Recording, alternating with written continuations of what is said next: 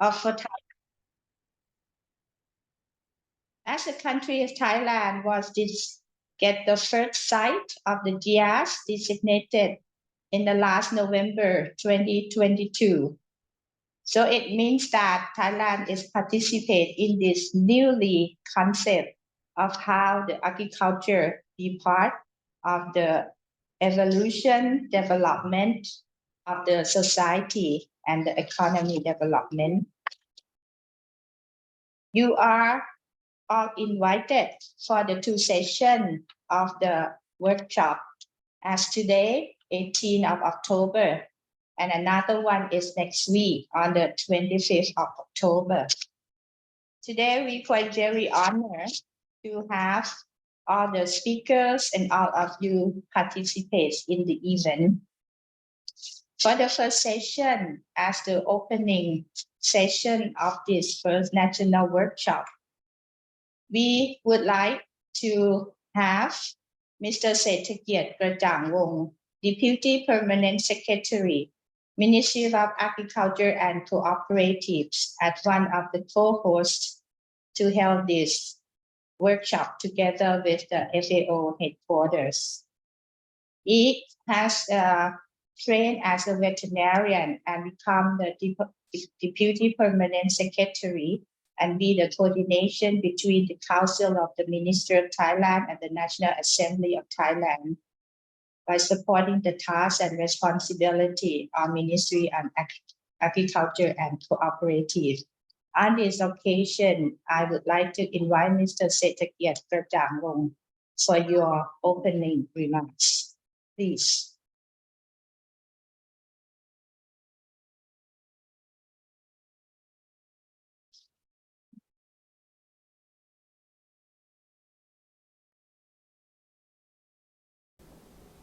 Mr. Robert Simpson, Special Advisor to the Assistant Director General, Regional Representative, and OIC Regional Program Leader. Mr. Yoshihide Endo, Global Coordinator of the GIAHS Program from FAO, and distinguished participants. On behalf of the Ministry of Agriculture and Cooperatives, I am honored and delighted to welcome you all to the GIAHS National Workshop for Thailand 2023. For the past 2 decades, FAO has launched GIAHS aiming to promote agricultural practice that create livelihoods in rural areas while combining biodiversity, resilient ecosystems, and tradition and innovation in unique ways. Since 2005, FAO had designated 78 systems in 24 countries and agricultural heritage sites, including Thailand. FAO had officially declared the Thalenoid wetland buffalo pastoral agro-ecosystem as the GIAHS site of 3rd November 2022, the first GIAHS site in Thailand. In the past, Thailand had received generous support from FAO at the beginning of joining GIAHS initiatives under the FAO country programming framework and eventually lead to the achievement of designation the first GIAHS site. Nevertheless, I determined to explore potential GIAHS sites in the future despite shortage of human resources, knowledge, and national institutions, which is the crucial element driving NIAS and GIAHS in Thailand. Those are the main reasons for setting up webinars on 18 and 25 October 2023 to collaborate with the FAO Secretariat and representatives from the GIAHS sites in China, Japan, South Korea, the Philippines, Bangladesh, Chile, and Spain. I would like to take this opportunity to thank the GIAHS Secretariat, GIAHS site representatives from China, Japan, South Korea, the Philippines, Bangladesh, Chile, and Spain for being part of supporting this workshop. I hope all participants will learn more about nomination and operational procedure of GIAHS program, starting from proposal making and evaluation to action plan, implementation, and lesson learned from various countries that have successfully operated GIAHS. I want all participants to apply those skills and experience gained from the workshop to advance further GIAHS initiatives in matters related to your agency's mission. Thank you. Thank you very much, the Deputy Permanent Secretary of the Ministry of Agriculture and Cooperatives.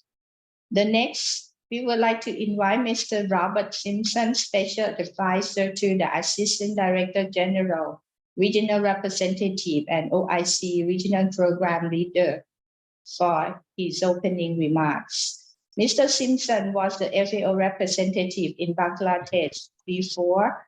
Since September 2018, he leaves his legacy to organize and strengthen the country office by the achievement, including hand-in-hand leverage, the funding more than 500 million US for the Ministry of Agriculture of Bangladesh to transform agri-food system and other activities achievement. Before being appointed as a FAO representative, Mr. Simpson worked in Rome with the FAO Forest Department and with his training as the International Relations and Forest Economist. So may I take this opportunity to invite Mr. Robert Simpson for your opening remarks. The floor is yours. Thank you very much. Really an honor, and I appreciate the opportunity to be here today. And congratulations to everybody joining online to this, what I see as a very popular and important webinar. So welcome to all of our participants. I'd like to start by recognizing Mr. Kraja Wang, Deputy Permanent Secretary for the Ministry of Agriculture and Cooperatives, and all of his colleagues from government, from different ministries, different departments that are with us here today. I recognize that we have representatives from the Ministry of Interior online with us, from the Department of Agriculture Extension and Department of Local Administration, as I see from our guest list. But also I'd like to recognize Mr. Yoshihito Endo, Director and FAO in headquarters, for organizing and overseeing the event with us here today as well. And all my colleagues from the regional office and from headquarters joining us, to all of our speakers, and of course, our participants, who I hope will enrich the discussions we have today. So a very good morning, a very good afternoon to all of you. You hear me okay? Yes, very much. Yeah, okay. I saw some heads nodding and some others not nodding, so I was concerned. So a very good afternoon and a warm welcome to everybody to this really important, globally important agriculture heritage systems webinar today. I'm honored that FAO has the opportunity to jointly organize this with the Kingdom of Thailand and the government of Kingdom of Thailand. So thank you so much for organizing and bringing us all together in this wonderful forum. I wanted to also acknowledge that this is not only a new program, but I think a very important program. And there are, in fact, 78 globally important agriculture heritage systems that are recognized all over the world through this program. But 51 of those globally important agriculture heritage systems are right here in the Asia Pacific region, focused in 8 different countries. And so I think that's an achievement to be very proud of. And when we look at this, we have places in Bangladesh. There's a very elaborate and interesting system of floating garden agriculture. In China, there's elaborate systems of tea culture. In Indonesia, we see a very interesting agroforestry system. In Bali. In Iran, we see a traditional systems for grape production. And the list goes on. And we're absolutely honored to be at the table here and to celebrate the achievement the government of the Kingdom of Thailand in the Thao Le Noi wetland pastoral buffalo agro ecosystem. So a big congratulations to everybody online and to the government of the Kingdom of Thailand for engaging in this process. And I think one of the important things is, and that's why we're all here together today, is that in fact you can have multiple examples of these very important agriculture heritage systems. China happens to have 19 of them, so I think they're the most in the region. To all those online from Thailand, please consider the learning here today as an opportunity to expand the scope of the very important agriculture heritage systems within Thailand. I wanted to just say a word about how important this program is, not necessarily just for numbers or for celebrating these agriculture systems. I think that's extremely important in itself, but we also have the opportunity to basically preserve systems of agriculture that also preserve biodiversity, that preserve food production systems that are very traditional. And many of these systems are oftentimes very sustainable, or they bring in agroecological aspects that are low impact on environment, but they also produce highly nutritious foods that are extremely important. In our modern age of food systems, these are things that are oftentimes lost along our journey to provide food and nutritional security to our population. So again, I want to congratulate the Kingdom of Thailand in this regard. And I want to link it to our World Food Day event that was organized just this last Monday inside of FAO. And we were graced with Her Royal Highness, the Princess of Thailand, Maha Chakri Sirinton, who participated in our World Food Day. And she had the opportunity, Her Royal Highness had the opportunity to review and appreciate the globally important agriculture heritage system that Thailand has put forward and has been accepted. So this was a really remarkable opportunity to our visibility and to really showcase the agriculture heritage of Thailand.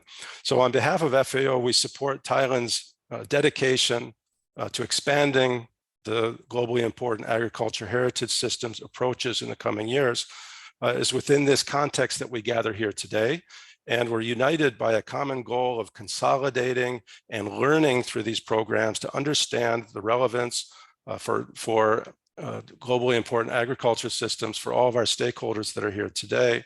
From the inception of the application process to the very dynamic implementation of conservation efforts, this workshop is poised to really empower each and every one of us to go forward with skills and champion sustainable agriculture, not only in Thailand, but having lessons learned from the other regions that are joining us. Our presence here today also underscores the commitment of FAO to promoting sustainable agricultural practices and preserving the unique agriculture heritage of the Asia-Pacific region. And this workshop serves as a vital platform to deepen this understanding and principles that we're implementing today. I would like to extend a gratitude again to the esteemed speakers and participants that are joining today and that will participate throughout this workshop. And your presence here reflects your commitment to engaging in this process. So congratulations to you. I can see a packed agenda, so I don't want to go on terribly long, but I just wanted to congratulate that everybody is working together and we have participants from Asia, Europe, and Latin America. So excellent deliberations to all of you as we move forward. And in closing, on behalf of FAO, I encourage your active participation and engagement, and your questions, thoughts, and experiences are invaluable to the learning process, but sharing with each other in order to bring the skill set and the sustainable agricultural future for Thailand, but also beyond Thailand's borders. So again, thank you all for the opportunity to say a few words today. And thank you to the Ministry of Agriculture and cooperatives for your co-organization and efforts today. I wish you all very good deliberation and actionable outcomes as we finish today. Thank you. Thank you very much, Mr. Simpson. It's very kind word and very supportive that we really get the assurance from FAO, both the headquarters and the regional office here today. We're looking forward for more engagement and discussion within the GIAHS aspect and the other things. So the last one on the session, on the opening session, it can be no other than Mr. Yoshihide Endo. He is the GIAHS coordinator, FAO headquarters in Rome, and he been instrumental and supporting and assistant throughout the process when we engage in the GIAHS system application and get the designation. He been working with the Ministry of Agriculture, Forestry, and Fisheries of the Japanese government for 35 years before he joined the GIAHS coordinator section in the FAO headquarters. Mr. Endo, please, the floor is yours. Thank you very much, Dr. Vanida. This is not the opening remarks. I'm going to just explain what we are going to do today and in the next 25 session on 25. Thank you, Dr. Vanida, for your initiative. This national workshop started from a proposal to organize some sort of national workshop on GIAHS. And I would like to extend my appreciation to Dr. Naja for her cooperation to organize this webinar.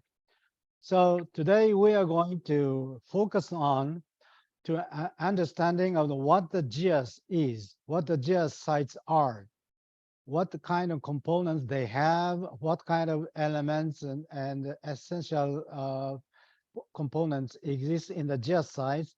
So today and also the 25th day, another day in the next week, we are focusing on to understand in better and in deep what the GIAHS sites are.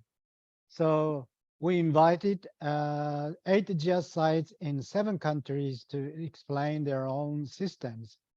And before that, individual GIAHS sites are introduced. GIAHS Secretariat will explain the GIAHS program and also what the merits the local farmers will be benefit from designation of GIAHS.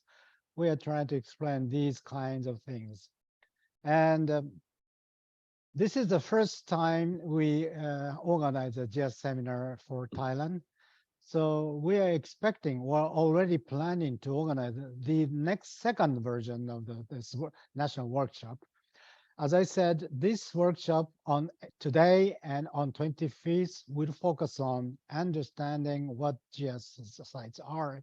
The next session of the webinar will try to understand the action plan and what kind of concrete activities GIAHS sites can take for conservation or even development of their sites or rural communities. So please keep this entire plan or prospect in your mind, and please focus on understanding the GIAHS today. I wish that the Thailand has potential GIAHS site, many other potential GIAHS sites, definitely.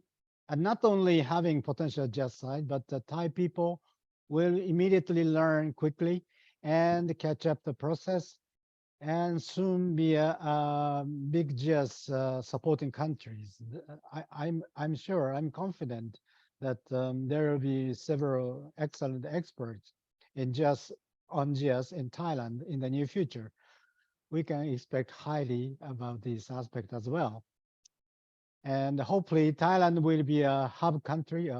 We don't use hub or something. It is not transportation, but major core country, which also conduct capacity building activity in the surrounding countries or in Asia. Thailand has a high potential to become such countries. So with all this statement, I just explained that what we are going to do to this time or in even the near future. Back to you, Ms. Dr. Vanida. Thank you very much, Ms. Endo. So maybe I forget to introduce myself. I'm Vanida Kamnatpet, Director of the Bureau of Foreign Agricultural Affairs at the Office of Permanent Secretary, Ministry of Agriculture and Cooperatives. At our office, we are the focal point for the FAO and other related foreign affairs. And then we take up this workshop with the support from Mr. Endo and his colleagues, both in headquarters and the regional, to achieve this together. As Mr. Endo said, that this national workshop, the objective is to learn what is the GIAHS, how can we get engaged, and how we can get maximum benefits, not only the community, not only the country, but as well as the planet and the other prosperity that we can get throughout the sustainable development. So no further ado, I would like to take everybody to the next session, where is the introduction of the GIAHS program. This session will be two presenters, Mr. Yoshihide Endo himself and Ms. Puso Maria, the program specialist FAO. As he mentioned that this is how we learn from the source, because this is from the FAO Secretariat. So I would like to invite all the participants. If you have any comments or questions, we will have the session at the end of the webinar. If you have anything, please put in the chat box. So we will monitor and guide that question to relevant speaker or presenter. If there anything, put in the chat box. We will communicate through that. So we will have Mr. Endo for about 40 minutes from now, talking about the FAO GIAHS, globally important agricultural heritage system program, the concept and the operation. So we will know is, we will know are, and we will know what next. The floor is yours, Mr. Endo.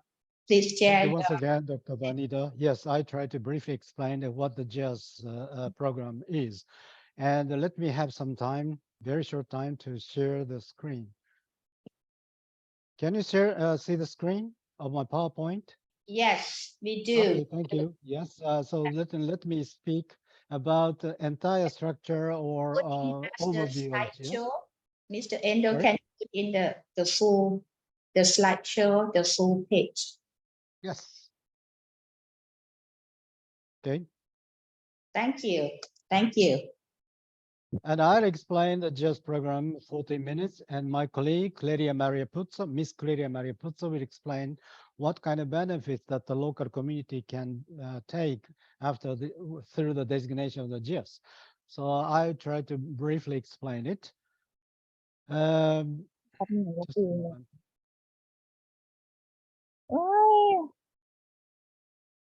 Okay. So this is a definition of GIAHS. And you can see from here, a bit complicated English, remarkable land use system and the landscapes, blah, blah, blah, blah. It is a bit long and complicated sentence. So briefly speaking, and I have to run the risk of a bit abbreviation of the shortening the sentence, but GIAHS is a remarkable land use system and the landscapes. And this is a main component. So GIAHS means remarkable land use systems and landscapes, but which are the other conditions or requirements? It should be supported by remarkable biodiversity, and this remarkable land use system landscapes are the outcome of the development of or co-adaptation of environmental protection and sustainable development. So just as the existence of remarkable land use system and landscapes nurtured and developed as a result of co-adaptation of environmental protection and development. So environment protection and development sometimes contradict each other, compete sometimes, but just should harmonize these different direction of the movement. Environment protection and development should be co-adaptive and harmonized. And as a result of this harmonization, GIAHS remarkable land use system has been created. This is the definition of the GIAHS. The original sentence is here, and since I have summarized in this through this diagram, so I may have run a bit risk of losing some very detailed nuance. But roughly speaking, just definition can be explained like this way. And you can see 5 criteria of GIAHS designation. This is very important because these criteria are used for the designation of the GIAHS site. So all GIAHS sites must fulfill 5 criteria to be designated as GIAHS.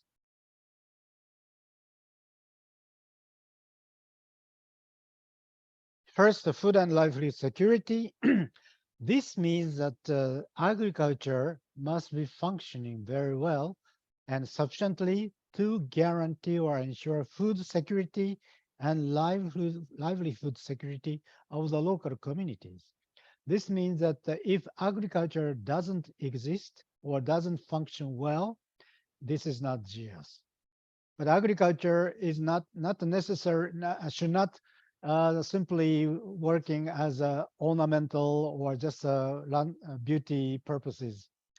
Agriculture must be functioning to guarantee or ensure food security and livelihood security. This is a very important point of GIAHS. And agrobiodiversity must exist in the rural community. So this is a little bit in sensitive area because of the agrobiodiversity always requires several different type of varieties or crop species. And local and traditional knowledge systems also must guarantee the GIAHS designation. There must be a local, a remarkable, or unique characteristic of local and traditional knowledge in the GIAHS site. Cultures and value system of social organization. And this criterion has a wider meaning than the normal sense of cultures. This includes that music or some dancing or sort of called the normal sense of cultural activities. But also this criterion also includes value systems and social organization, because in many GIAHS sites, farmers have created a specialized social network or social organization to manage natural resources, agriculture natural resources very well, like land and water resources. So this cultural criterion include such kind of social organization which have been functioning to manage the natural resources or agriculture resources very well. And final criterion is landscape and seascape features. And this landscape does not necessarily mean the beauty of the nature or beauty of the environment. This landscape means that the outcome of the farmer's long-term intervention into the nature. For example, rice terrace in China or in other Asian countries is a typical example of this landscape, or terraces of Europe or Latin America or North Africa. These kind of landscapes are the result of the farmer's long-term intervention into the nature. So all these 5 criteria must be fulfilled. None of the criteria must be missing. All these 5 criteria must be satisfied in order to be designated as GIAHS. And this is the entire GIAHS operational process. First step or starting point of GIAHS is making a proposal document. So we are expecting member countries to make proposal document as Thailand has already done. And in making proposal document, it is also almost obligatory to make an action plan.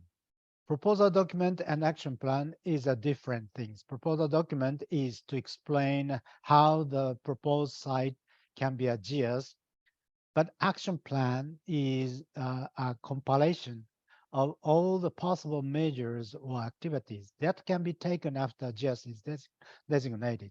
So it should include all possible measures.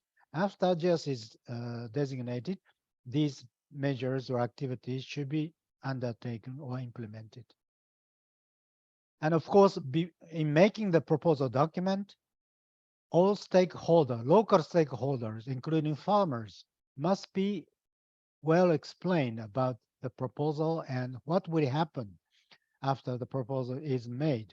And also, all the stakeholders must agree on the proposal. So this is excuse me, some of the speakers do not shut the speakers is not making the speakers mute. So could you please convert the speaker to the mute mode? And after the member countries make a proposal, it is sent to FAO Secretariat, which means us. FAO GIAHS Secretary receives the member countries. And in this process, what is very important is this proposal document must be submitted through appropriate government channel, because government must know what is happening to the site. So we are asking the ministries or embassies to submit the GIAHS proposal. Local organizer or local government are not recommended to submit directly to us. Always the GIAHS proposal must be submitted through the national government or embassy stationed in Rome. After GIAHS Secretariat receives the proposal document, we make an editorial review. We just simply check the proposal document has sufficient information or not, along the required information based for each criterion. We will check editorial, we will make editorial checking. And if there's insufficient information, we must return the proposal document to original countries to resubmit. But when we recognize that the proposal document has sufficient information, or we will send it to the scientific advisory group. This scientific advisory group are composed of 9 experts selected from their expertise and based on their personal qualification. And this is not the country representative. 9 members are taking part in scientific group based on their personal capacity. And this scientific advisory group is nominated by FAO Director General, but this scientific advisory group will work independently from FAO so that they are not interfered with by FAO. So this scientific advisory group has some independent authority to designate GIAHS. So this scientific advisory group will evaluate and make a final decision of designation. And of course, the 5 criteria is well taken into account. And after the GIAHS is designated, after the member country proposals are successfully designated as GIAHS, the responsibility of management of the GIAHS site return to the original country or proposing site or rural community. So the management responsibility now rests on the local government or GIAHS sites or even national government. There, we are expecting to implement.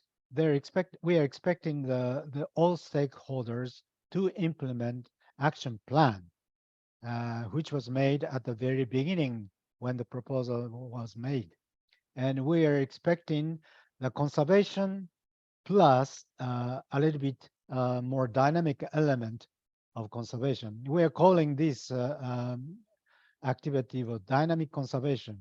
we make a clear distinction between conservation and dynamic conservation. Dynamic conservation includes the concept of changes or modification of the site. Of course, we need to maintain the same characteristic and features of just sites. But the agriculture is a living tool for farmers or local communities, as they must always need modification or changes. So where necessary, we are expecting the changes or development, but on the main part of the GIAHS site, core element or very basic element of the GIAHS side, we're expecting the conservation. So in the action plan, we are asking to include all the possible measures that can be taken. And these are the illustration of examples of the GIAHS action plan written in the action plan. And the green colored activities, these are menu of activities. The green colored activity is to promote the rural community or to agriculture. And the blue colored part activity is the activities conserve the GIAHS site.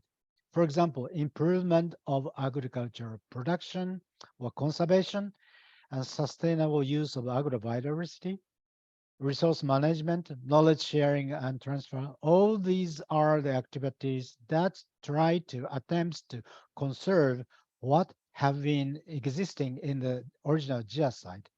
But tourism promotion, sales promotion of agricultural product produced in the GIAHS sites, or promotion of cultures or local cuisine, tourism promotion. Sorry, there's duplication. Sorry, I have delete later on.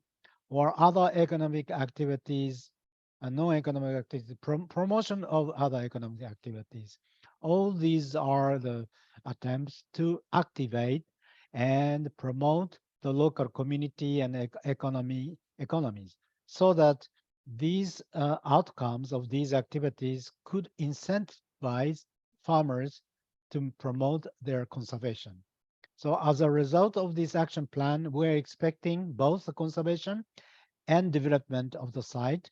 And we call these two elements as a joint concept, as a single concept as dynamic conservation.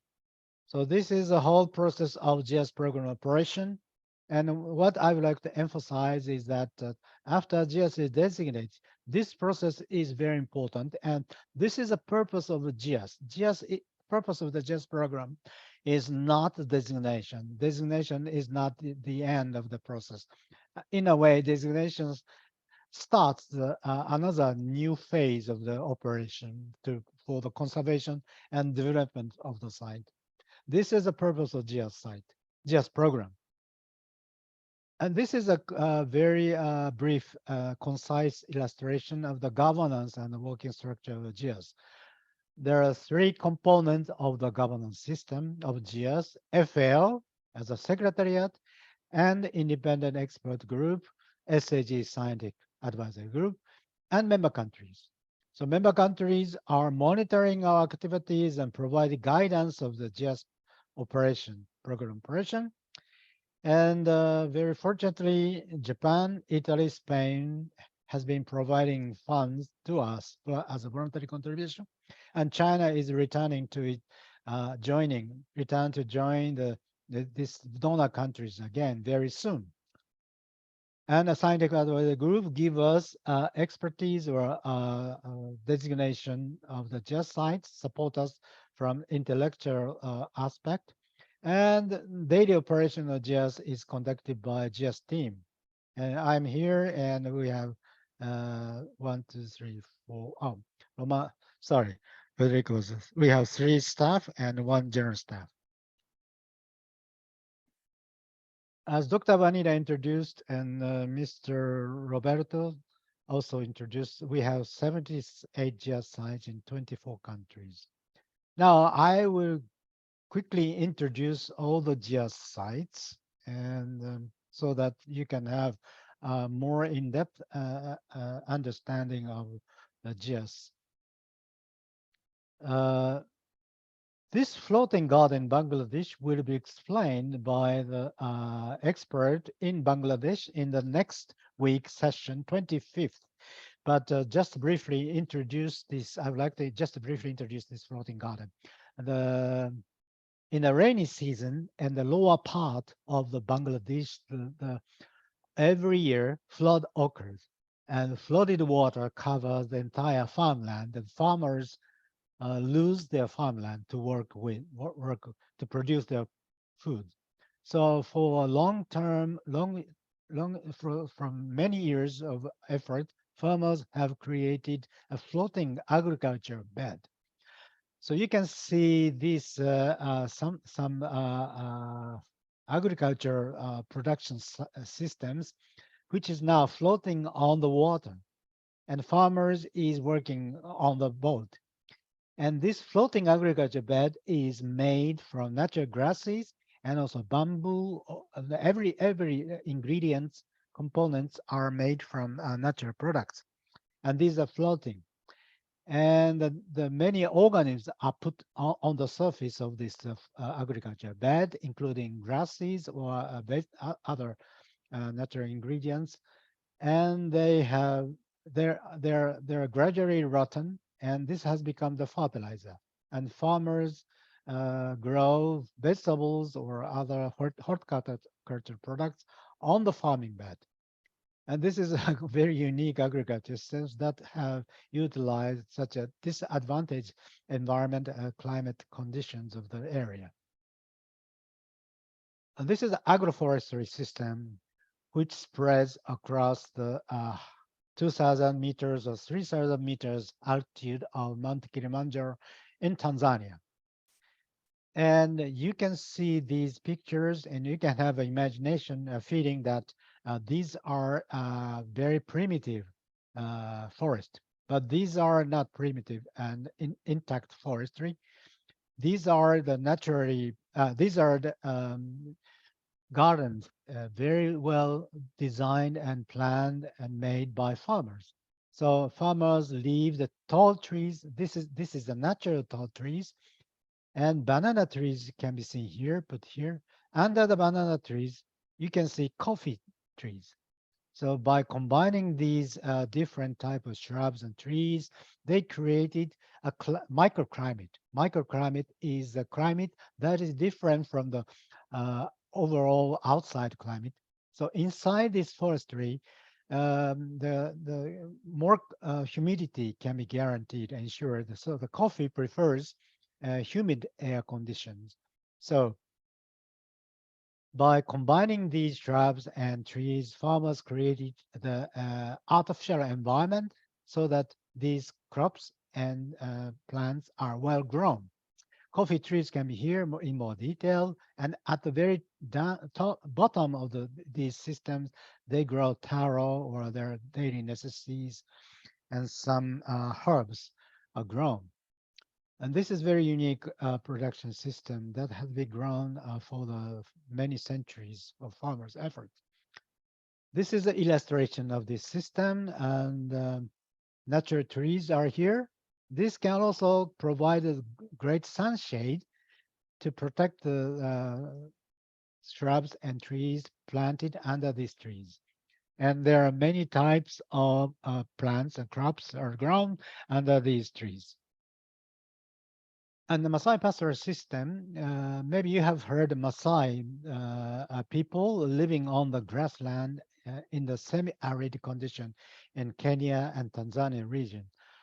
They also operate some agriculture activities, but mostly they rely on the nurturing animals. Animal husbandry is the main economic activities, and they grow, not that they grow, the landscape you see here is the outcome of the long-term interference of the Maasai people and this natural environment. So there are many types of natural trees and natural grasses that can support the lives of the animals mainly cattle and sheep. And Maasai's life totally depend on the growth, animal husbandry of these cattle and sheep. And they have a wide and much knowledge about the local weather forecast. But recently, the climate change has been very fierce, and this has not been experienced by even the Maasai people. So they're also suffering from the extreme climate conditions here also. And honey rice terrace, and there are several other rice terraces designated as GIAHS site in China. This is a very remarkable system. And you can see a very, very beautiful landscape. And this rice terrace does not only provide these beautiful landscapes, but also when we look at in detail through this diagram, you can find the local farmers have created an excellent rice production system utilizing the entire hill.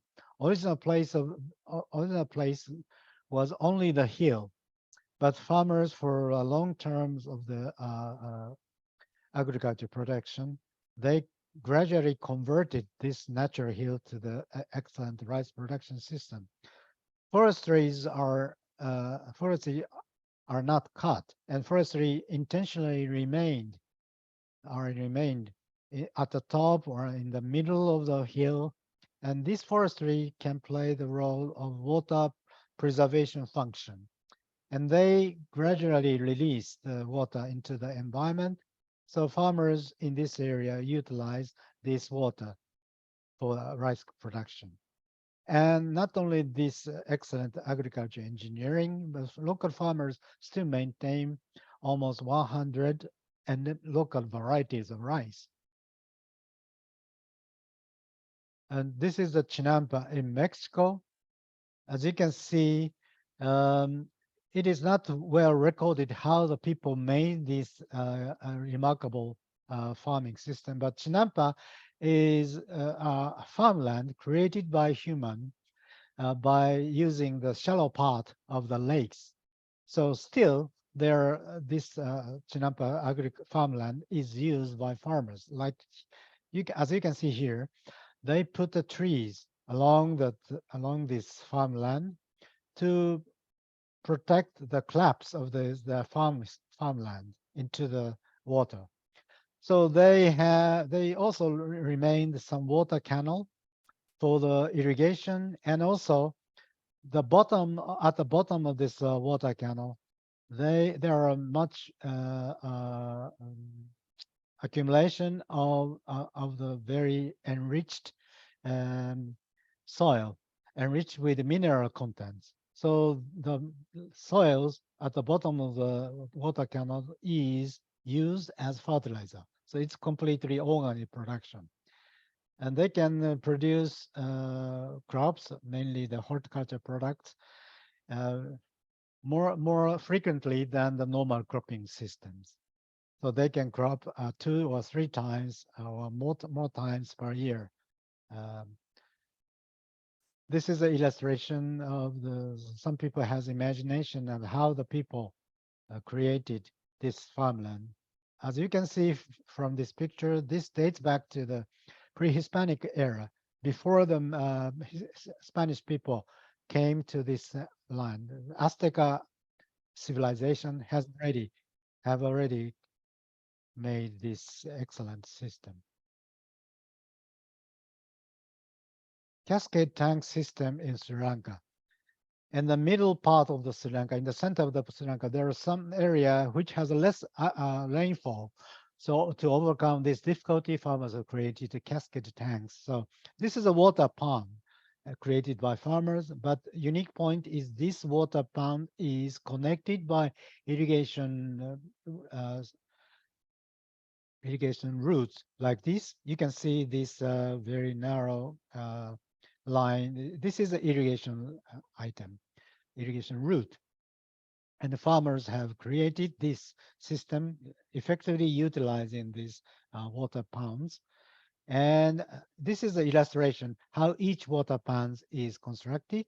They grow rice utilizing this water, but also they try to make preservation. They try to preserve natural environment, so maintain biodiversity surround this environment.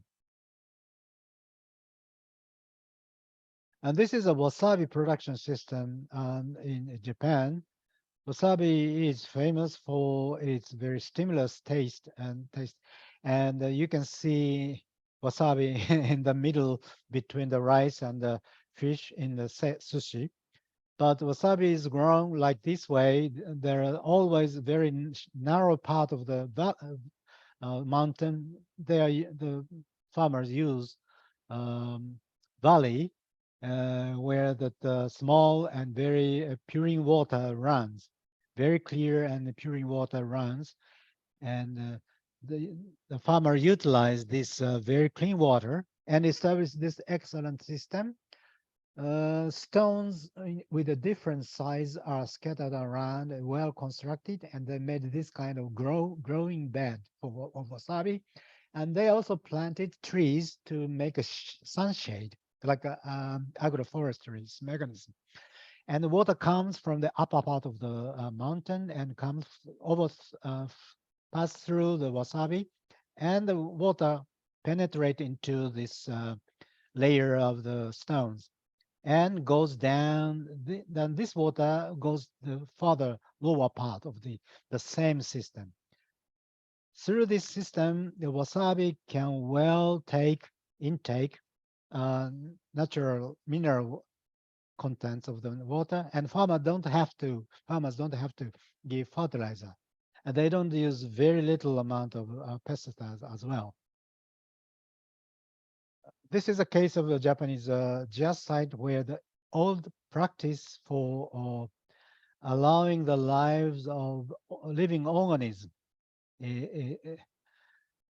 The system is the sort of restoration process of all the practices to harness the living organism through the establishment of some ditches or fish passes, or they have some created biotopes, and they have restored all the practices of winter flooding. And as a result of this, this natural bird can live alone independently in this environment. And this is a case of the irrigation system of Spain in Valencia GIAHS site, which date back to the Arab days in the 13th centuries or 14th centuries. And this is the Andean agriculture, where you can find many unique varieties of genetic resources of unique crops like quinoa, or you can find original varieties of potatoes or corns. And this is characterized not only by this unique agrobiodiversity, but also excellent outcome of the agriculture engineering created by the people who may date back to the Inca era. And this is a water pond system that ensures that stabilizing the farmland temperature by spreading the water surrounding the farmland.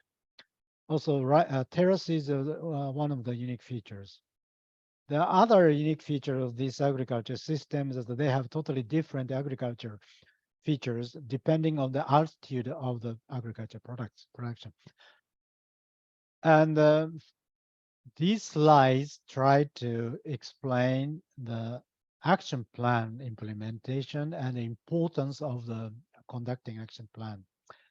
As I said, there are many varieties of menus of action plan, but I don't have much time to explain. So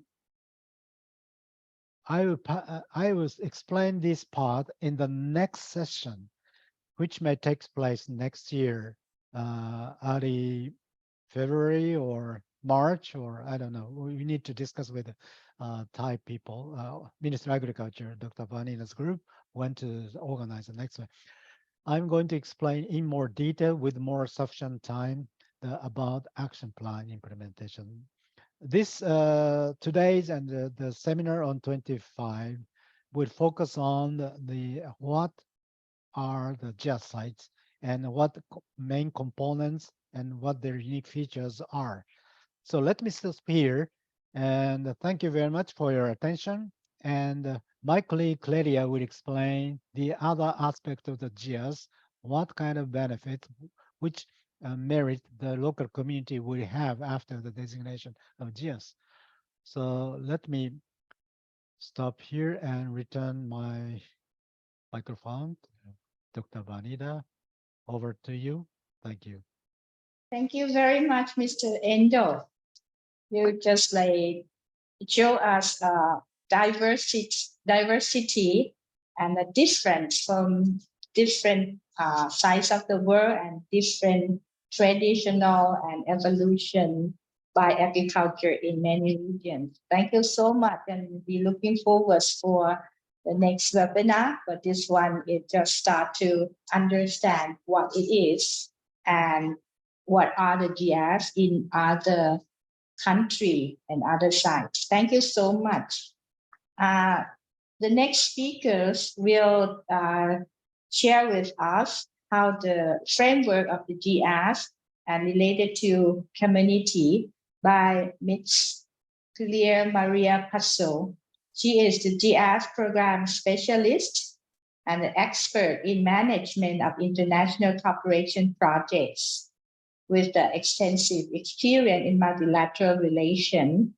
She's working as a specialist of the GIAHS Secretariat. Over the last decade, she promoted this approach. So she's been involved in the GIAHS more than decades and provide technical assistance for the governance of the rural area, as well as organizing high-level meetings. She trained as political science and master degree in international relations with particular focus on economic policy and rural development. And now she's developing her doctoral thesis on agri-food economics with the University of Valencia, Spain. Ms. Hustle, if you are ready, the floor is yours and you can share your presentation. Thank you very much, Ms. Vanida. And thank you everyone for the invitation and for this excellent workshop. I'm sharing my screen. I hope you can all see. Yes, we can the see. Slides. Okay. Great. Okay, thank you. So following Mr. Endo's presentation, I will focus on concrete activities and experiences that are implemented after GIAHS designation in GIAHS communities, in GIAHS sites. As Mr. Endo has explained the overall framework of GIAHS, I will just give an overview of the operational framework. So as reminded earlier by the presentation of Mr. Endo, GIAHS is an international recognition launched by FAO in 2002 with the objective of safeguarding and supporting sustainable development of traditional agricultural systems. So this is the first aspect that is important to know about GIAHS, especially when thinking of what benefits could be brought to rural communities when they approach this program and when they implement actions in the framework of GIAHS. GIAHS is not just about recognizing and inscribing in a list, but it is about recognizing to support. So the objective of GIAHS comes after the designation to implement concrete actions that can help local communities achieve sustainable rural development. And what is recognized under GIAHS is both the tangible and intangible aspects of an agricultural system. So not just the crops or landscapes or the physical aspects of agriculture, but also all the cultural aspects, social systems, rituals, the sense of identity of a community with its environment and the system that they have created. And through several tools, the program tries to accompany the systems by recognizing their dynamic nature into their aspirations for sustainable development. Every aspect, every activity or action that is implemented in GIAHS is designed and decided with the local community. So this is another aspect that is fundamental. GIAHS is a bottom-up approach, and nothing can be approved or implemented if the local community is not empowered and has no ownership of the recognition of the application and of the action plan that is presented together with the application.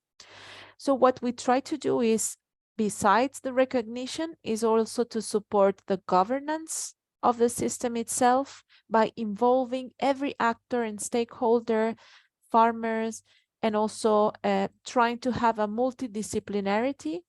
And in the participation, this means that it's not just about the local governments or regional governments, it's about local communities as well, but also different sectors should be involved, because GIAHS is a holistic process.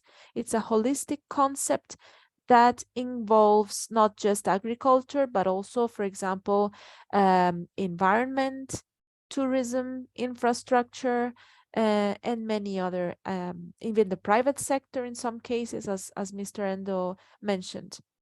And the final objective is to achieve sustainability in the future. These systems are sustainable because they have survived for centuries. However, the changes that we are facing now and the current challenges are more rapid, and they need to adapt. They need support for adapting because they rely on the natural resources, they rely on the natural cycles, and therefore with the climate change, social changes, economic changes, these systems are endangered. And this is why FAO has decided to protect them and to recognize them through this program.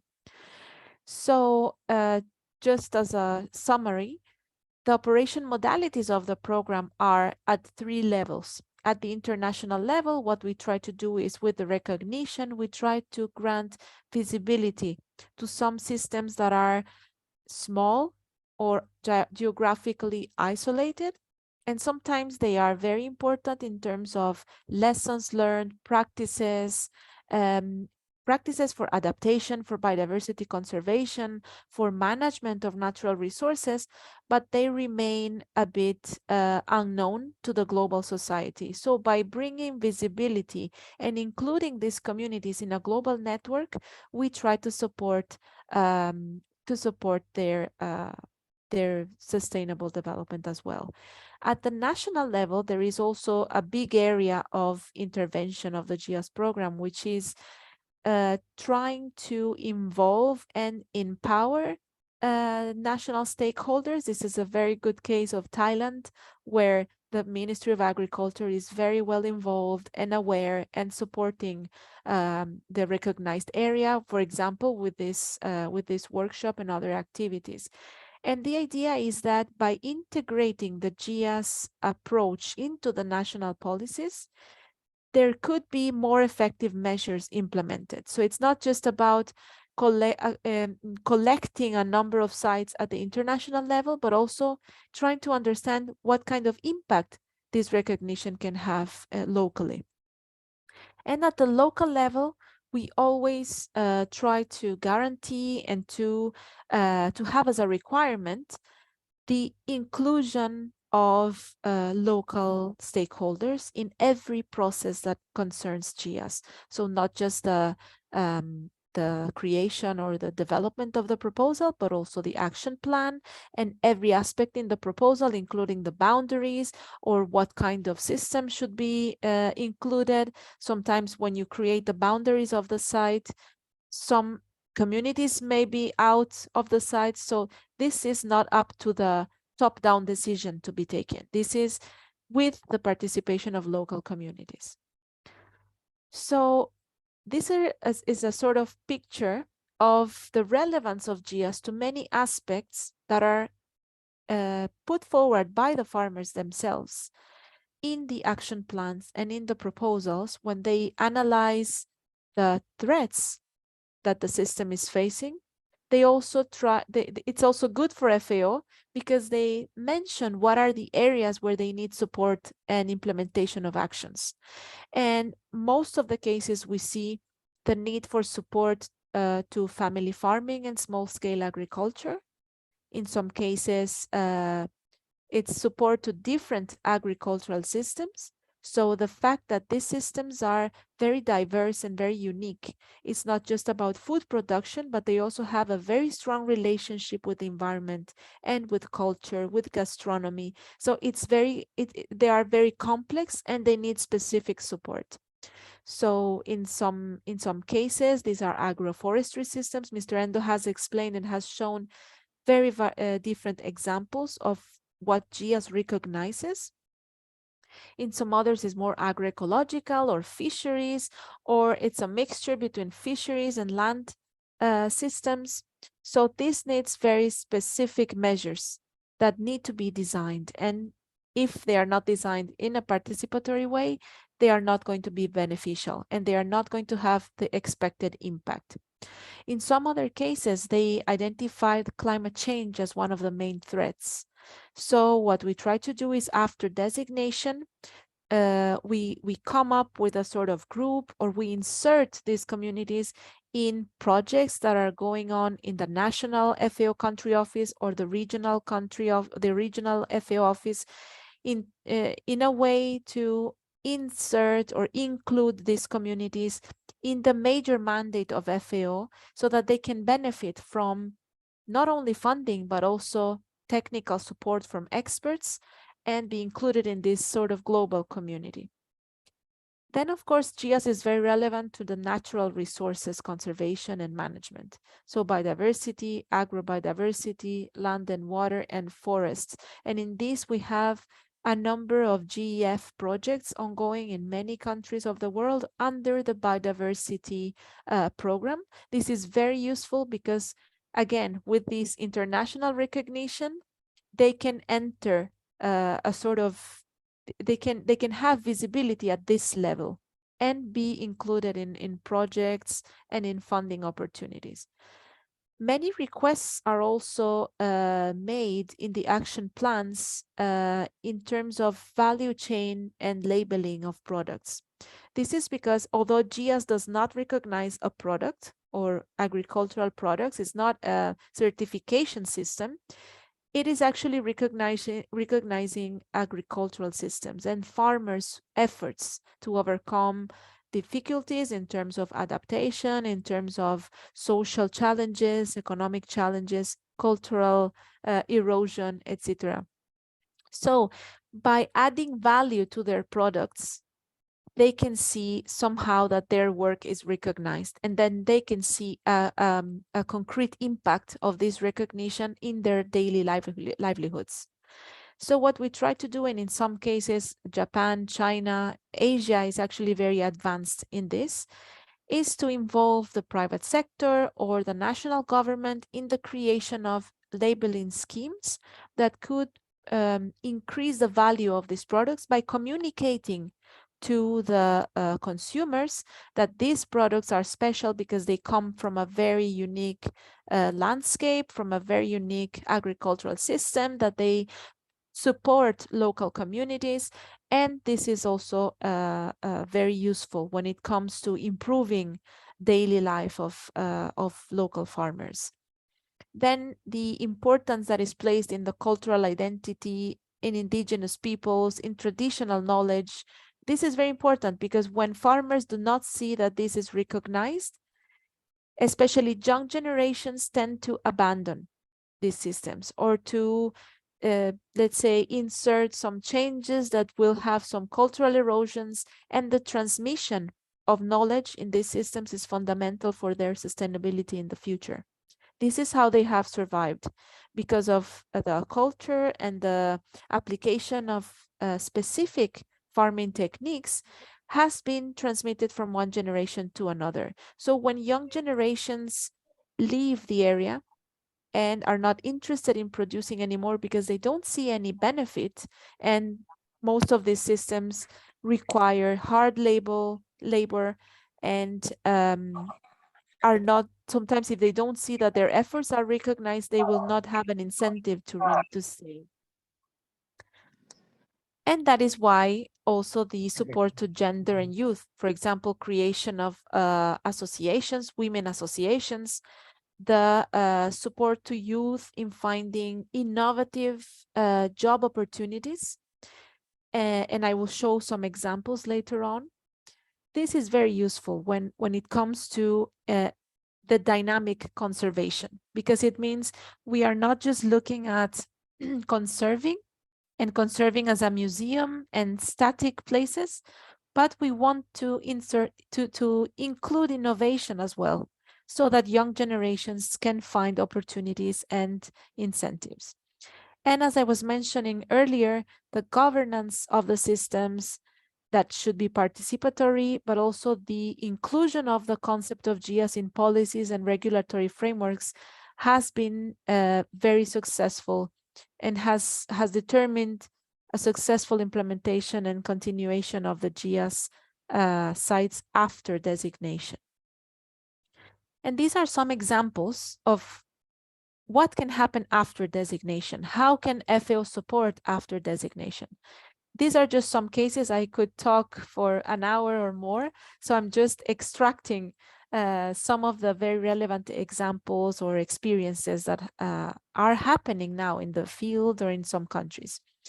So what you see here is the knowledge transfer and exchange of experiences that is very important. In Tunisia, in Chile, and in Italy, there are master degrees and educational activities done with youth, with university students, in master students, not only within the country, but also with international, with other countries, by transferring knowledge and experiences in the GIAHS designation, in the benefits that they find. So for example, in Tunisia, they bring university students to the GIAHS sites to exchange with farmers and to learn from not just the books and not just theory, but also seeing concretely what is a traditional agricultural system. In this case, is a traditional oasis, historical oasis of GAFSA.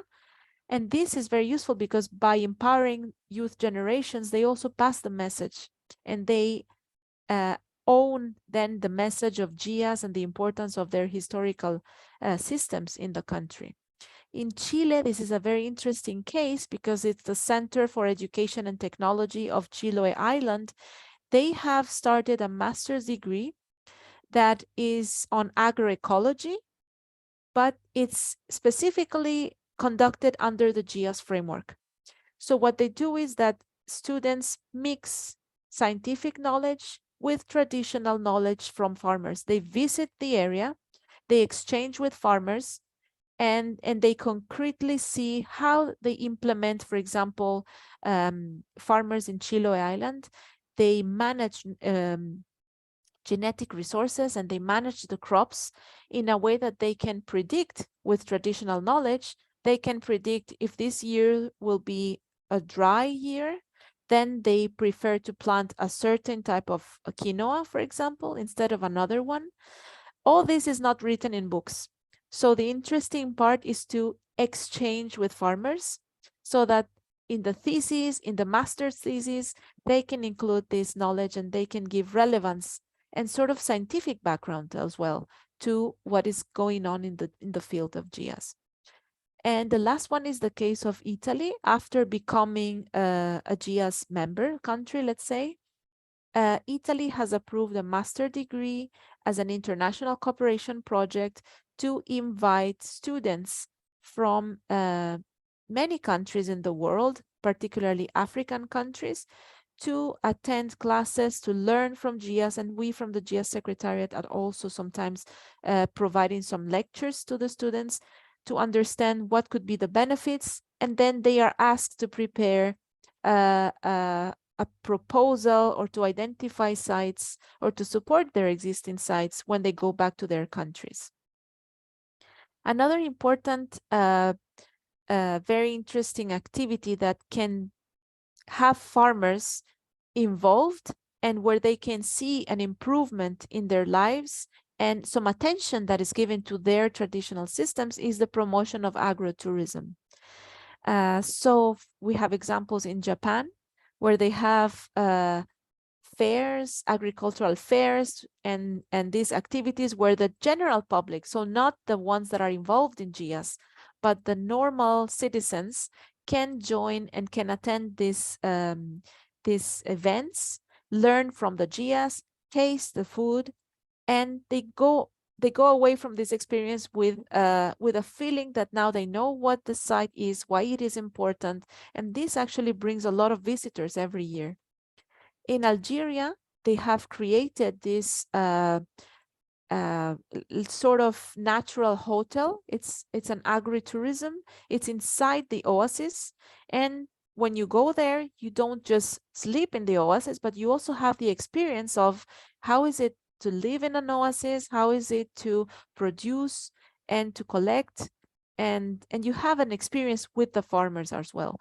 And a similar experience is going on in Chile, where women are conducting this sort of bed and breakfast facilities.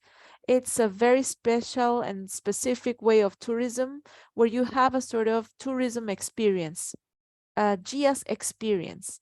So you go there, you stay in the house of the farmers, you collect, so they actually harvest the crops that they need, and then they have traditional cuisine courses together with the farmers so that they learn how to use all this variety of crops, potatoes, quinoa, but also wild fruits, and they support tourism, agricultural activities while supporting the livelihood of tourism. And this is a very good example because farmers do not need to leave aside their agricultural activities to take care of tourists.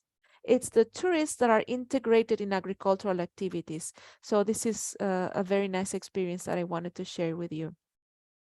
The communication and visibility is very important as well. This is an example from last year where BBC Travel has focused on one of the GIAHS sites in Spain and has mentioned GIAHS in their article by trying to attract tourists. So it's not even the country itself that is making this promotion, but the visibility that is given by the GIAHS designation has attracted international media to provide this kind of information to tourists all over the world. And the one you see on the right is a banner that was placed in another GIAHS site. We have with us today the representatives from this GIAHS site, where they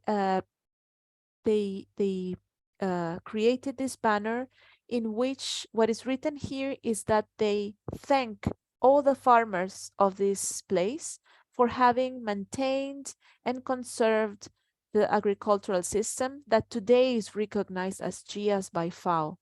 So this, when tourist visits, they can see and they can understand what they're seeing. It's not just about having a tour, but they can understand that this is a special place because of this unique recognition. Again, as said, the empowerment of farmers, the empowerment of youth, the participation of farmers in every aspect is very important, because this is what can have a real impact, because every action, every activity is implemented with their own design. So it's a co-design of actions.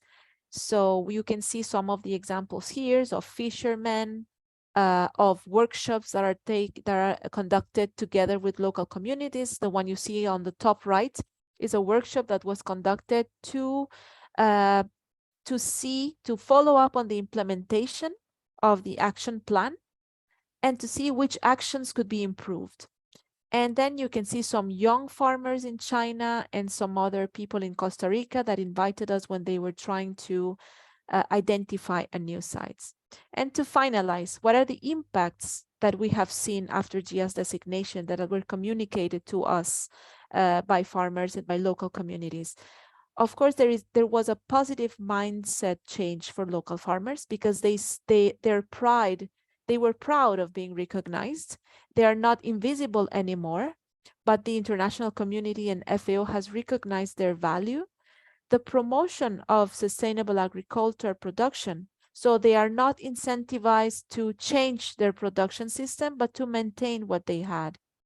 Then the vitalization of rural farmers and rural communities by so many activities that can be conducted, and they feel that they are given the opportunity to participate and to have a voice. The enhanced value of products, the conservation of biodiversity and agrobiodiversity that is very important to them, not just for the environment, but also for production of food. The further promotion of harmonization of agriculture with the environment, and the co-design of actions with farmers in the GIAHS sites. So this is all for now, and thank you for your attention, and I remain available for any questions. Thank you very much. Thank you very much, Ms. Koster. It's very informative, and as you see from the headquarters, they show that Mr. Endo said that the designation of the GS site is just the starting, is to recognize at the international and national levels. And the big work is after that, how we can have a very inclusive and participatory action plan in order to honor the local community, the farmers, and get all sector and everybody to conserve, to preserve, and as well as to move on with the dynamic development, and most of all, how we can adapt and how we can mitigate all the challenges from the natural resources, environment, as well as in other challenges. Thank you so much. And I think this one we can conclude with session 1. And we will have a break about 10 minutes. And I would like to everybody to stay on and coming back in 5 minutes or so. And during this time, we will have the video to show. And then the last session, we will hear from the real experience and from the site from Spain, China, and Chile. Welcome back at 15:30. Thank you.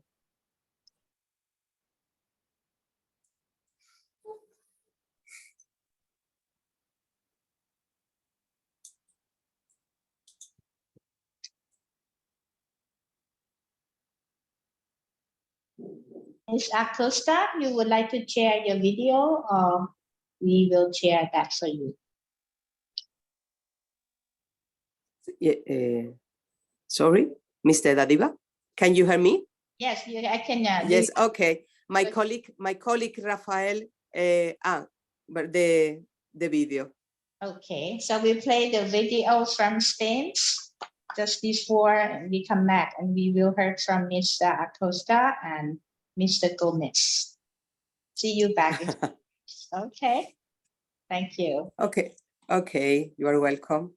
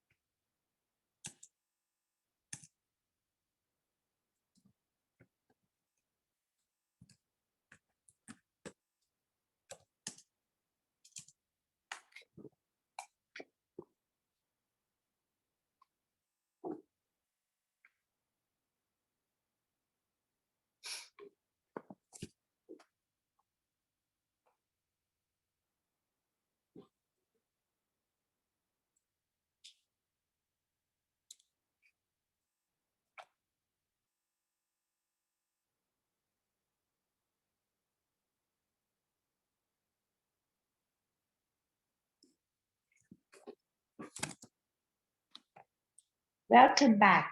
Welcome back. Welcome back to the webinar, the first national webinar workshop on the GIAHS in Thailand. And what a beautiful landscape of the Malaga in Spain that we showed during the break. And we will have very excited to hear on this session too. There will be the experience right from the site, GIAHS site in Asia, Europe, and Latin America. For the Europe, there will be representation from Spain to present us with the Malaga resin production system in the place that I'm not quite sure I can pronounce it. So I will have Miss Acosta to present the area that in Spanish.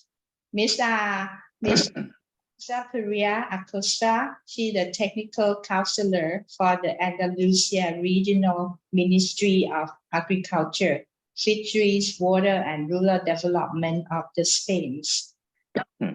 Experience as the law, in the public law from University of Seville, Spain, and hold an MBA in Senior Management of the Social Institution. She has been a General Director of the Andalusia Environment Regional Ministry and has been experienced with all the varieties of from climate change, GIS, to the fund management. She is currently the technical counselor and where she coordinates international project units and is responsible for international organization interlocations.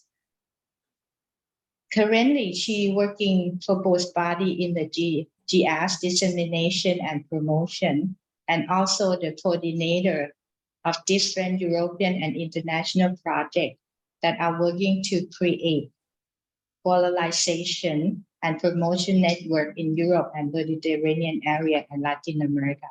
To get together with Ms. Acosta is Mr. Rafael Fernandez Gomez. He has a PhD in agriculture engineering from University of Córdoba, Spain. He is a technical secretariat of the Malaga Resin GIAHS Association, Agency for Management of Agriculture and Fishery of Andalusia. He was in charge in the technical coordination of the site candidacy since the start and now participating in development of action plan for the dynamic conservation of the GIAHS site. Currently, he belongs to the technical secretariat of the Malaga Resin GIAHS Association. So this will be a good example of how the national government working with the local community. So the floor is here about 20 minutes for Spain. Either of you, Ms. Acosta and Rafael, the floor is yours, please. Thank you very much, Dr. Davida. Good afternoon, ladies and gentlemen. On behalf of the Andalusian government in Spain, I want to thank the organizer for their invitation to participate with our experience on this GIAHS National Workshop for Thailand. We would like to begin our presentation with a short video in which you can see a brief overview of our GIAHS site recognized in November 2017. For us, all the candidacy process was an important self-learning adventure with the help of the FAO GIAHS Technical Secretariat. The video, please.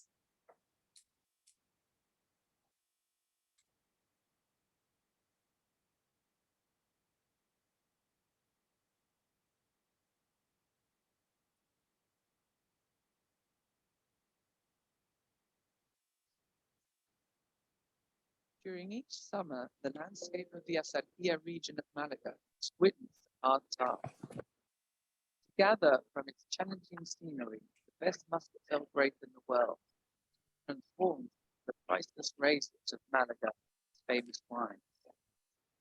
Mountains, slopes, and valleys shape the impressive landscapes of the Asadía, full of white villages that still preserve their landscape. Historically, the growing of muscatel vineyards has defined the landscape of this area, conditioned the way of life of its people, main actors of this family agriculture. The grape harvest is an artisanal process. Due to the scenery of this area, muscatel grape bunches have to be picked one by hand, using mules to transport them to the farmhouse. The raisin-making process is big natural and traditional. The drying of the grapes under the sun, so-called drying floors, gives the product unique characteristics in terms of sweetness, texture, and color. But after being dried, the raisins have to be picked off from the bunches, also one by one.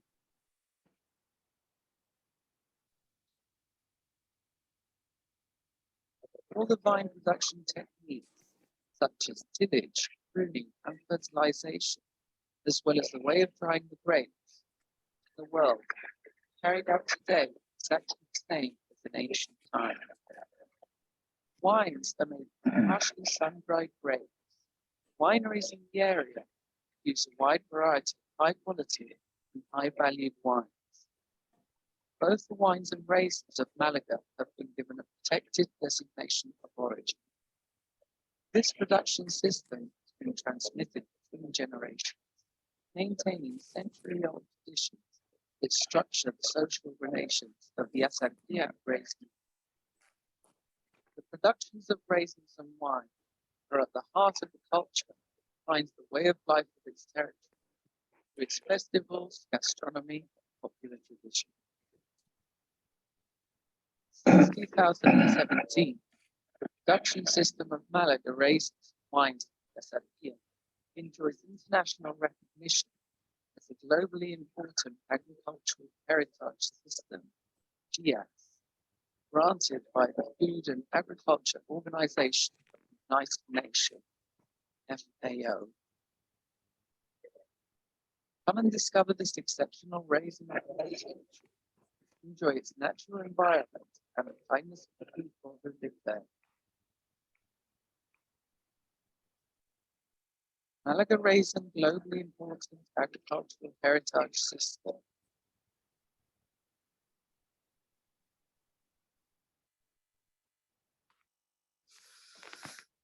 Okay, we go on with our presentation. As you could see in the video, the recognized GIAHS site Malaga raisin production system in La Sarquía is a traditional system to produce raisins from muscatel variety vines using only a natural sun-drying process and to produce different kinds of wine. It is a wide area and including territory of 20 municipalities of the Asarquía region. La Sarquía is this historical region of Andalusia located in the province of Malaga in the south of Spain. When we reach the inner area of Asarquía region, we enter in a stunning area with beautiful landscapes, which is, excuse me, can mute the microphone, excuse me, thank you. Well, okay, thank you.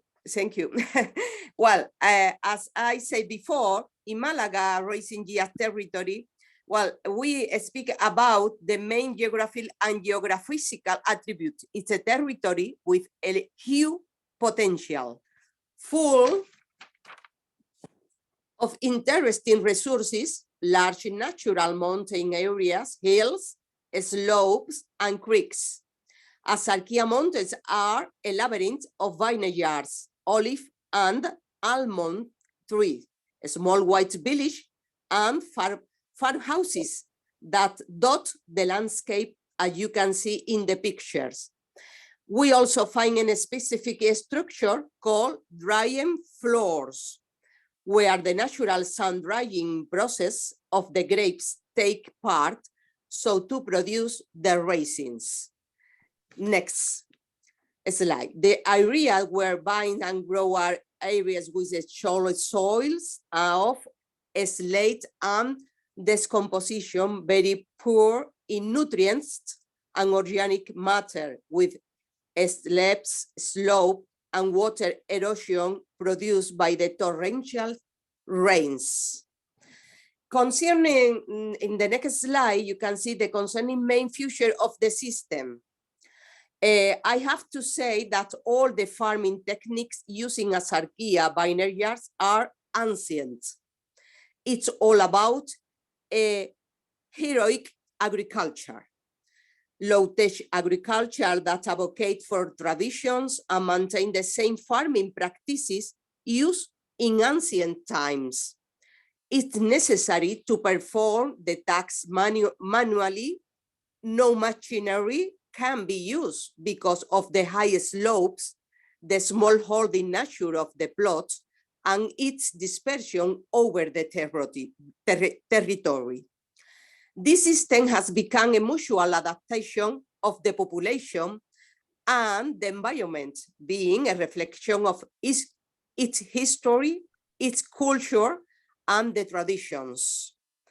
In the next slide, you can see the muscatel variety grapes growing, and raising and wines production has become the main source of income and complement of the economy of the local people. It is a familiar agriculture. The FAO designation as GIAHS site is helping to maintain the ancient and unique production system, to preserve the cultural and rural landscapes, to safeguard the knowledge in order to keep the economy activity, and to fix the population into the territory. In other situation and context, this system, our system, including the knowledge, the traditions, and much more intangible heritage, could soon disappear. What is the benefit of GIAHS sites for us? In short, we conclude that the Malagan racing production system met perfectly the 5 FAO GIAHS program requirements and criteria that Dr. Endo has already explained before. The GIAHS recognition allow increasing the local benefits, promoting the system sustainable management, its preservation, as well as the transmission of the agricultural heritage to future generations. We are sure that it will also increase the whole system viability. It's very important for us the participative process. The Andalusia government began the process to defend and protect the Malaga racing production system, but this is very important following the sector and local community demand. The process began with the setting up of the technical committee for the candidature application, together with all the relevant stakeholders, from local, provincial, and regional bodies, local association, farmer, producer organization, and cooperative, the University of Malaga, and the others from all sectors involved, as tourism, culture, environment, history, or social different disciplines, including all company and prominent professional in the field of architecture, landscaping, and agriculture of the area. During the period from 2015 to 2017, we got the institutional support for the regional, provincial, and local governments, and the involvement of the Spanish Ministry of Agriculture, Fisheries, Food, and Environment, who processed the document of candidates with the GIAHS Technica Secretariat. After the preliminary evaluation, an expert evaluator from the Scientific Advisor Board visit the area. A sequence evaluation of the recognition of our GIA was at the end of November 2017. What are the lessons learned from this process? The first one is obvious, but very important. When preparing the candidacy documents, you must fully understand that GIAHS means, and be aware that GIAHS are sites, are system, as must not be limited to the particular crops, agricultural products, or markets. Think about the whole system.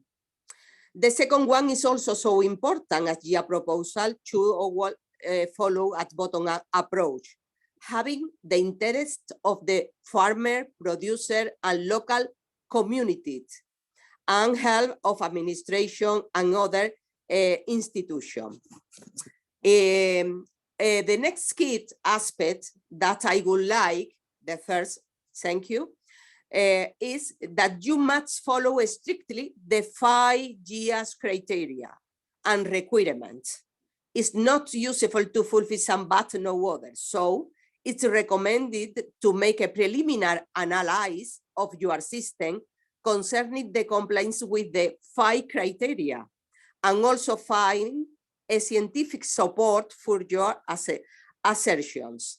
As obvious, you must find and strong commitments from all actors and stakeholders to develop the action plan for the dynamic conservation of the system.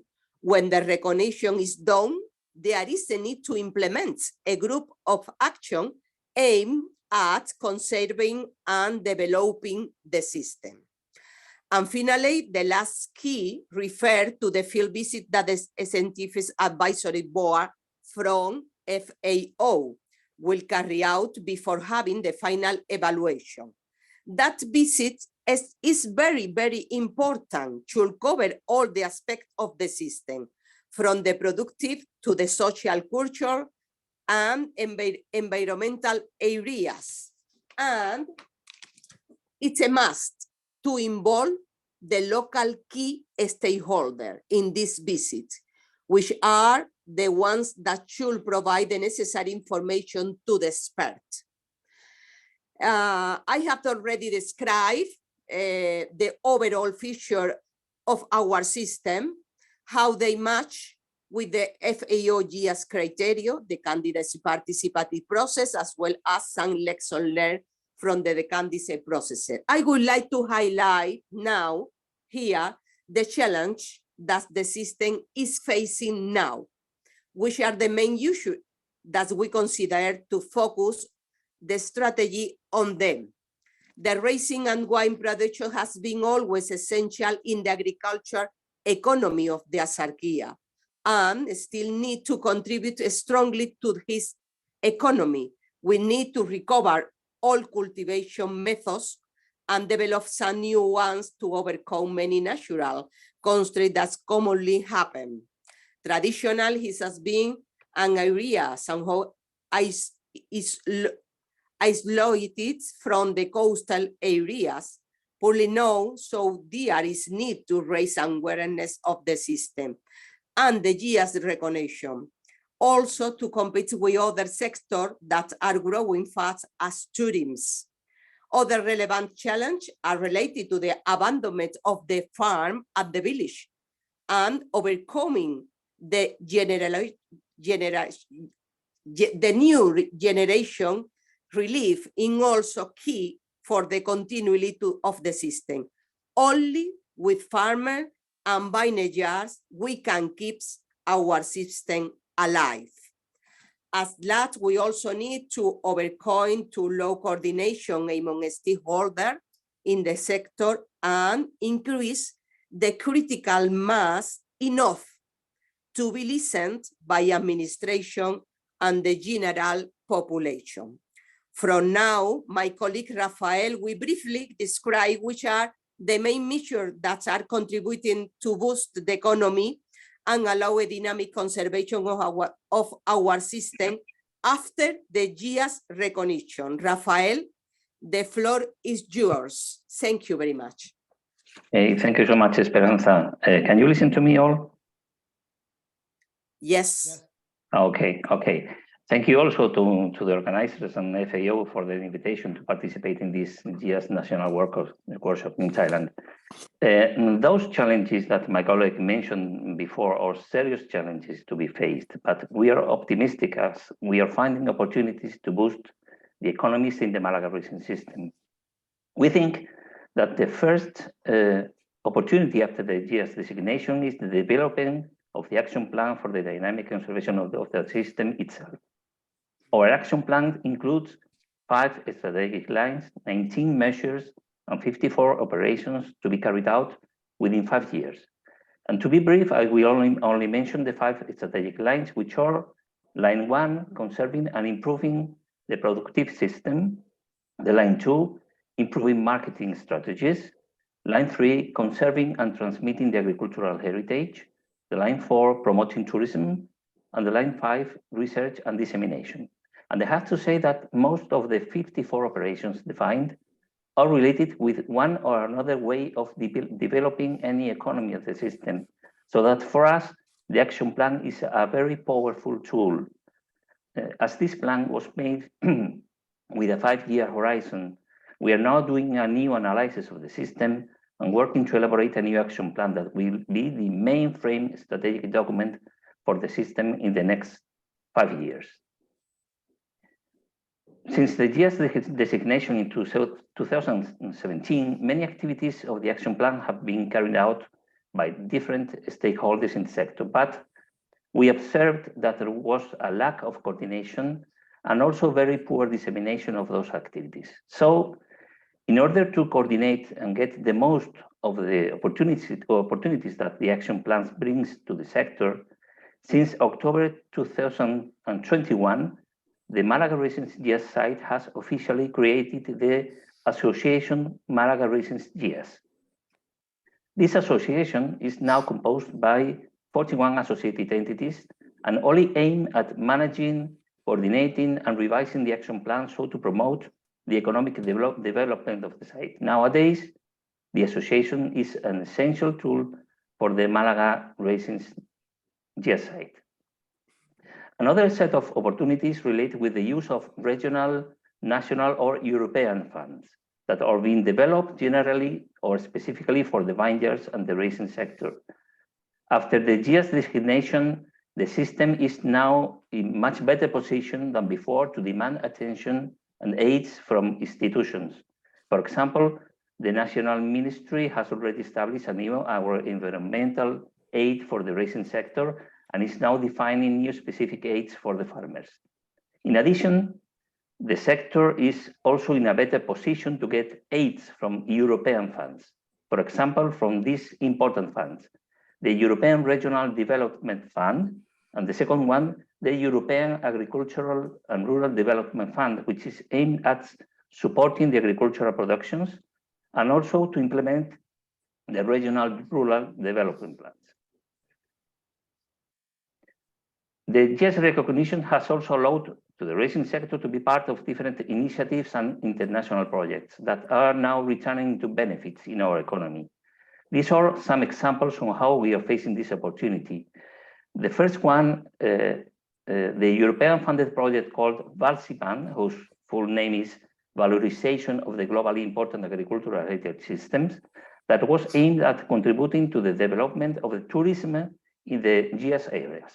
The project has also created a network of GIAHS territories at European level and began the creation of a European Association of GIAHS sites. The second one, an international project proposal currently under evaluation called MED-GIAHS, aimed at extending the sustainable tourism model to the Mediterranean Basin GIAHS sites, and also at creating a network of GIAHS sites within the northern and the southern Mediterranean basins. And finally, a new project proposal also under evaluation that will allow us, together with FAO GIAHS program, to elaborate a handbook for identifying potential sites, preparing a candidacy package, and also consolidating GIAHS sites already designated. In addition, the project aims at creating a network of GIAHS sites among Latin America and Europe. And well, this is the end of our presentation. I hope you could have an overview of our GIAHS sites, some details about the designation process, and how we are trying to take advantage of the GIAHS designation, building opportunities to foster our local economies.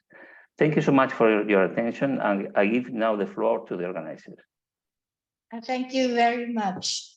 Gracias to the beautiful and informative presentation from both the representative government at the national level and the local communities. And you show the opportunities after putting up application candidacy or the participatory throughout the process. And you can come up with the progress made that are recognized not only at the national, but at the regional and the continent as the European Union and the network. You can contribute to others. And we're looking forward for the handbook that you get the experience from the European continent, that how we can apply that in our regions. Thank you very much.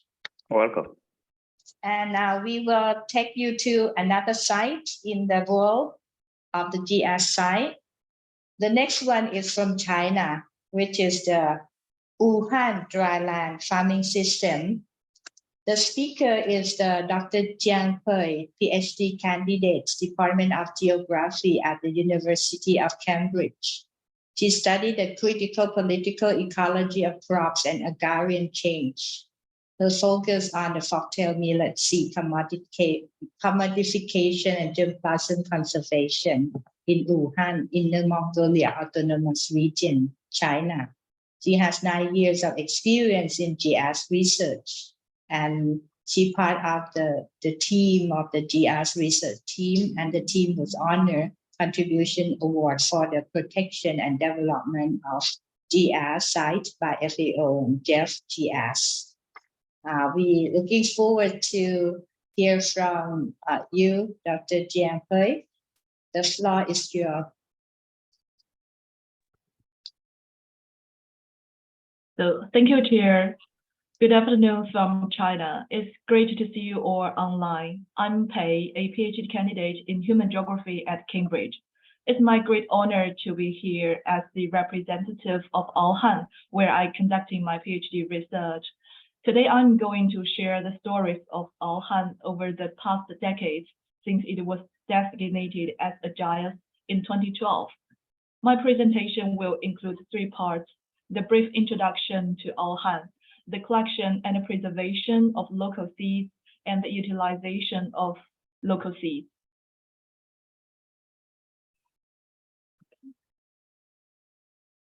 The first part is the brief introduction to Wuhan. Wuhan Bandar is in the southeast of Chifeng City in Mongolia. Its landscape and climate types are suitable for the dryland farming of cereals. In terms of these 2 maps shows the location of Wuhan. And in terms of the landscape and the planting scales, millet is the second largest crop in Wuhan, second only to maize. According to archaeological evidence, the history of Wuhan millet can date back to 7,700 to 8,000 years ago, which proves that Wuhan is the center of origin of millet. And in 2012, the Wuhan dryland farming system, which is dominated by foxtail millet and browncorn millet, was recognized by the FAO as a GIAHS, making it China's 6th and the world 18th GIAHS. Notably, the dryland farming system, the Wuhan dryland farming system is the first dryland farming system GIAHS in the world. And Wuhan has a long history of farming with traditional techniques and rich farming cultures and practices. Farming history, in terms of farming history, Wuhan is known for its association with dragon ancestor, jade source, the hometown of millet, representing the birthplace of 8,000 years of dragon culture, the birthplace of China's jade culture and the birthplace of the world dryland farming. And with the history of nearly 10,000 years, its prehistoric culture is hailed as the first village in China. Notably, the latest archaeological evidence in China's 5,000 years cultivation is embedded in the Aohan Xinlonggou ceramic man, affectionately known as China's ancestor god. The picture shows the ancestor worship celebration in harvest festival, which is aimed for blessing the harvest. In terms of the traditional farming techniques, the following pictures show traditional farming methods use human and animal labor. Traditionally, farmers thresh millet with dunkings, and they use wind to differentiate heavy grains from light grains. And rituals, the practice for praying for blessing and farming culture are closely connected with each other. People pray for favorable winds and rains and good harvest, and through different activities, as we can see from those pictures. We appreciate Aohan are rich in farming techniques and cultures, but today I'm going to emphasize the local crop varieties that constitute the landscape of Aohan's dryland farming. I will also introduce practices that related to the collection, conservation, and utilization of these varieties. So seeds is the carrier of gene and genetic information, as we all know that, but also is a carrier of invisible culture, memory, and social relations. In this sense, seeds are not only merely material entities, but also embody a complex web of relations that forms the foundation of agri-food system. The crop varieties unique to Aohan serve as the fundamental elements of the Aohan dryland farming system. In order to safeguard and perpetuate our farming culture, a working group from Aohan Agriculture and Animal Husbandry Bureau has initiated to collect and categorize local varieties. In 2013, they adopt a village-by-village approach. Specifically, during their visit to each household, they filled out a form titled "A Survey on Planting Traditional Varieties." For each variety, they place the seeds in individual bags, create an identification card containing information such as common name, biological traits, and disease resistance, as the top right picture shows. And additionally, they record GPS positioning and utilize Google Maps to map the distribution of traditional varieties, capturing details of planting location and distribution of this variety and other relevant information. And this action was very rewarding. They identified a total of 218 local varieties, with 92 of which is foxtail millet. And according to a book, the Illustrated Handbook of Aohan Introduced Millet Germplasm Resources, which was published in 2019, among more than 250 millet varieties collected from the north of China, 150 varieties are suitable for planting in Aohan Banner, and 65 of them are local varieties, and the rest 50 are cultivars, which also indicate that Aohan is rich in millet varieties. The conservation of traditional varieties has gained support from experts from home and abroad. For instance, Sun Qingzhong, a professor from China Agricultural University and an expert from China GIAHS Committee, he emphasized for GIAHS side, the most crucial aspect is to protect seeds. Every seed and germplasm resources is not only just a source of food and future crops, but also the foundation of culture. Song Yiqing from Chinese Academy of Science and the Farmers Seed Network, along with Ronnie, a rural development sociologist, they believe that traditional varieties are indispensable for adapting to the soil and climatic conditions and of semi-arid regions. They serve as a vital material guarantee for sustained agricultural development, breeding new varieties of high-quality crops, and addressing future global food security problems. The Alhan government has established an agriculture heritage variety protection base. The base covers an area of 18 mu. 1 mu equals to 666 square meters. And this base is divided into 5 planting areas, including 5 mu of Aogu 8000 new variety demonstrating area, 5 mu of Jingmiao K1 new variety demonstrating area, 4 mu of traditional variety protection area, and 1 mu of other grains and beans planting area, 3 mu of space breeding area. And about 90 varieties are tested annually. And we can see from those pictures, farmers collaborate with the government, making a growing plan and sowing every year. And they also marrying trees from the test field and the save years of harvest. This is the bird's eye view of what the base looks like. Moreover, the government also established the Millet Museum and Alhan Jointland Farming Exhibition Hall to preserve and exhibit varieties, as well as the long farming history and rich farming cultures and techniques of Alhan. Additionally, several farmers from Alhan, supported by NGOs including Oxfam Hong Kong and Farmer Seed Network, built a community seed bank in 2019 and reproduced a small amount of each traditional variety in their own land every year. In other words, they are doing in situ conservation themselves. I took these pictures from this farmer's land. They collect more than 40 varieties of foxtail millet and more than 100 local varieties in total. The next part is the utilization of local seeds. Because the seeds saved in cold storages and seed bottles are just objects, but seeds growing in the fields are lives which have huge potential to germinate, grow up, produce grains, and sustain human and animal life. So therefore, to better protect local varieties, the Alhan government takes approach of conservation through use alongside the millet industry's chain. In other words, the approach functions from breeding to branding. Millet breeding evolves around the Jingmiao, a local variety. In 2019, Jingmiao K1 came to the market, which is bred by breeders from Chifeng Academy of Agriculture Science. Jingmiao K1 grains are in bright yellow and great flavor than traditional varieties.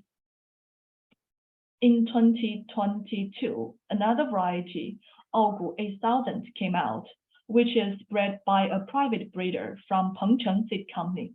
Aogu 8000 is more lodging resistant than Jingmiao K1, making it more suitable for large-scale cultivation. This variety is widely cultivated in Alhan now. Since 2012, the millet industry has flourished with the promotion of the local government. We can see the trend in this figure.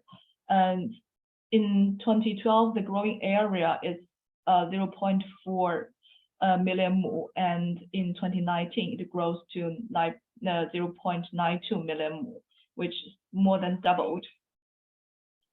And nowadays, the cultivation of millet, cultivation scale of millet is in Alhan is 1 million mu, with the yield of 300 million kilograms per year.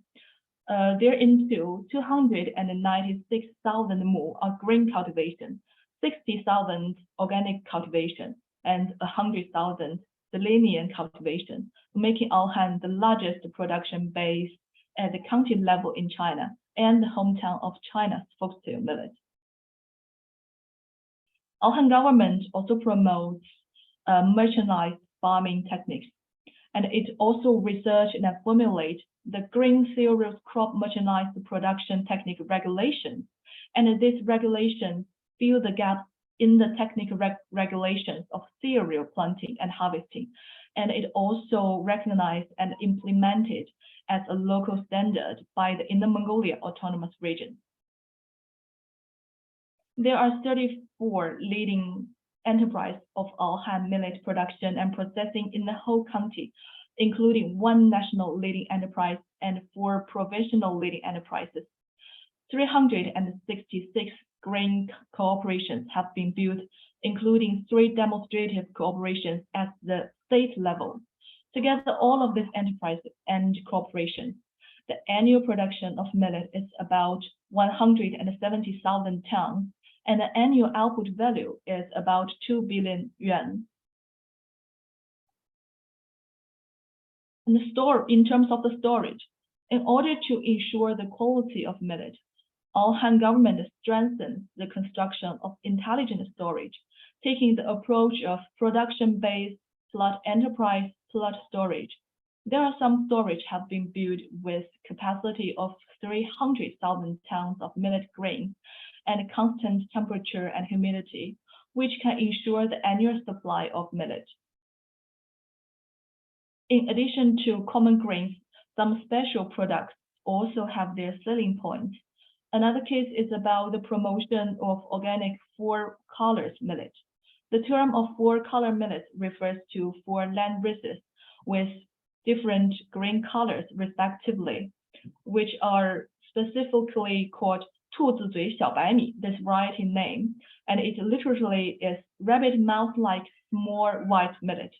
朱砂谷 literally black millet, green millet, and 黄金苗 yellow grain. The local grain merchants tie 4 colors millet to nutrition and culture in an abstract way based on 2 traditional China's medical theory. One reads, food in 5 colors nourish 5 human organs correspondingly, and the other is medication and food homology, which refers to the edibles that can be used both as food and medicine. Millet can also be utilized in medicine due to its high nutritional value.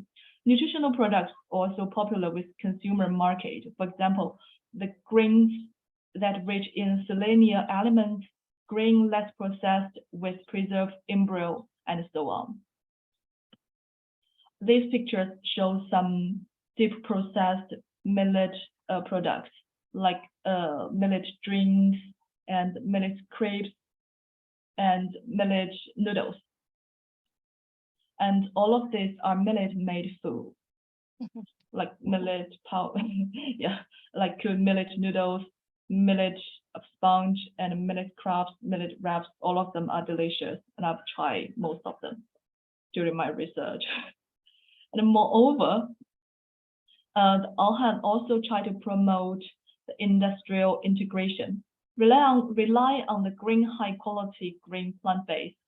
The Alhan have supported the cultivation of logistic and distribution, culture, tourism, e-commercial, and other related industry, and formed a whole industry chain cluster development situation of planting, raising, processing, marketing, and traveling in one industrial chain. And moreover, Alhan government have collaborated with China's spaceflight astronaut companies. In 2016, Tiangong #2 brings some crop seeds from Alhan into the space, including foxtail, millet seeds, sorghum seeds, buckwheat seeds, and so on. And this is branding. The local government initiated the regional brand of Alhan millet in 2021, and the market value of Alhan millet is over 11.3 billion yuan.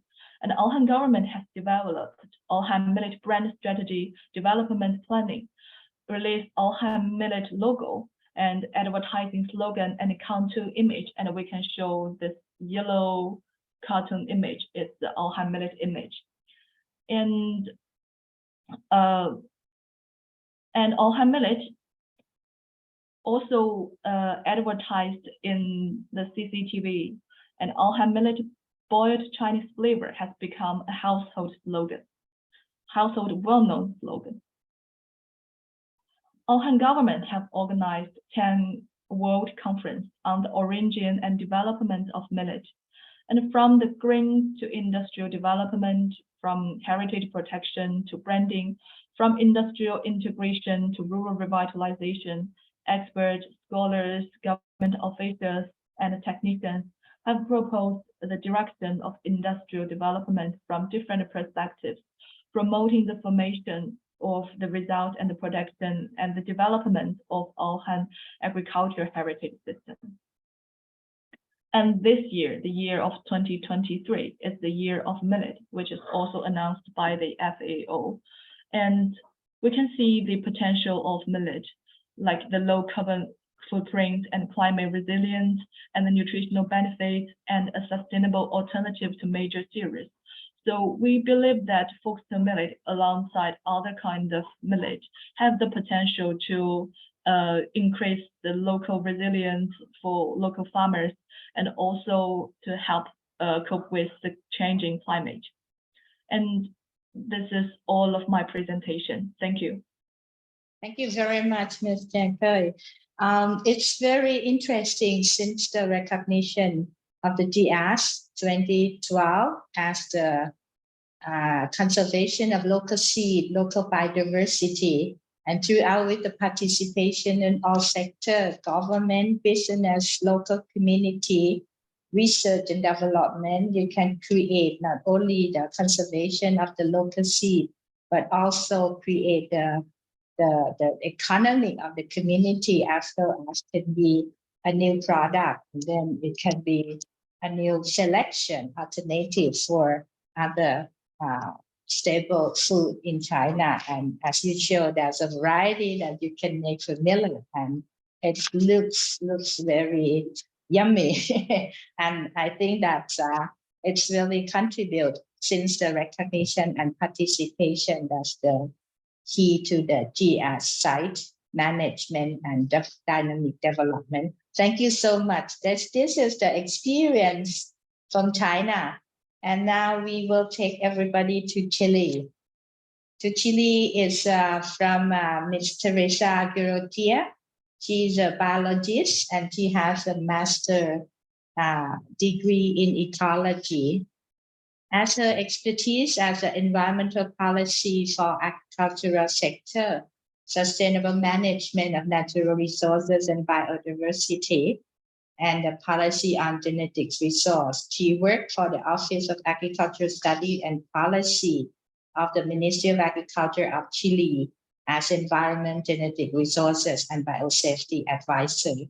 She been part of the GIAHS, she been part of the ITPGR International Treaty on Plant Genetic Resources for Food and Agriculture, participate in CBD for WIPO, and the traditional knowledge and folklore for the WIPO ITC, which is the World Intellectual Property Organization.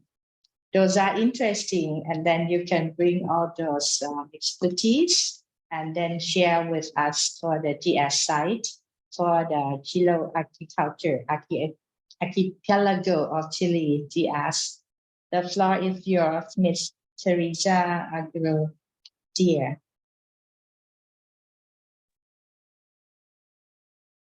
Thank you, Madam, for the presentation. Thank you. The floor is yours. Thank you. Good afternoon and good morning to you all. Here in Chile it's very early, so good morning. And I would like to thank the organizer for inviting Chile to share our experience and lesson learned related with our GIAHS site. Let me, So Chile is located in the south of,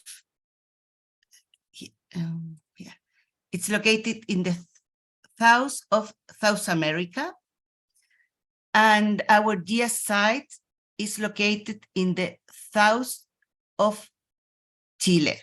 Here in the south of Chile is the archipelago of Chiloé. In Spanish, we say Archipiélago de Chiloé, very similar that in English. And this archipelago is formed by one big island and 40 small ones. And in 2011, FAO recognized Chiloé as a GIAHS site due to its agriculture and presence of extraordinary natural landscapes and agroecosystems, as you can see in this photo.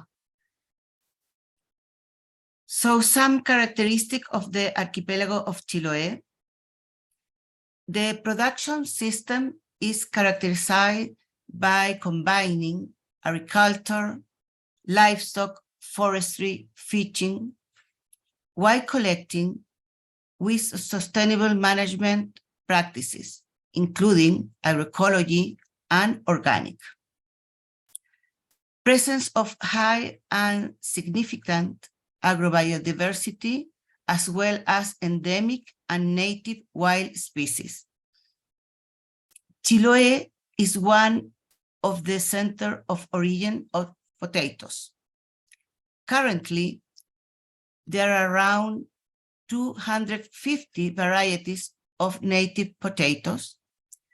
50 of these are the most frequently cultivated in peasant systems, and around 30 of these are commercialized. There are also locally adapted animal breeds in horse and lamb, and we call them Chiloé horse, Chilote horse, and Chilote lamb. Traditional agriculture practices are a characteristic of the agriculture system in Chiloé. For example, use of algae as a fertilizer in the cultivation of potatoes. Chiloé is characterized by strong customs, culture, and traditional wisdom.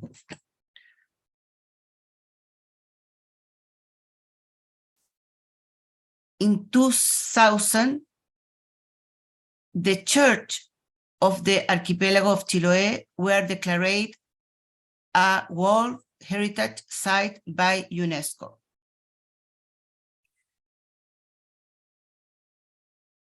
Some experiences and lessons learned that we have in the implementation of GIAHS in the Archipelago of Chiloé. We work with different stakeholders, and there are different products and services.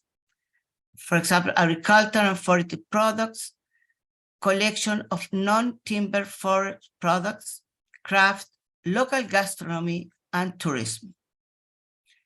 Training on sustainable agriculture practices is constantly carried out.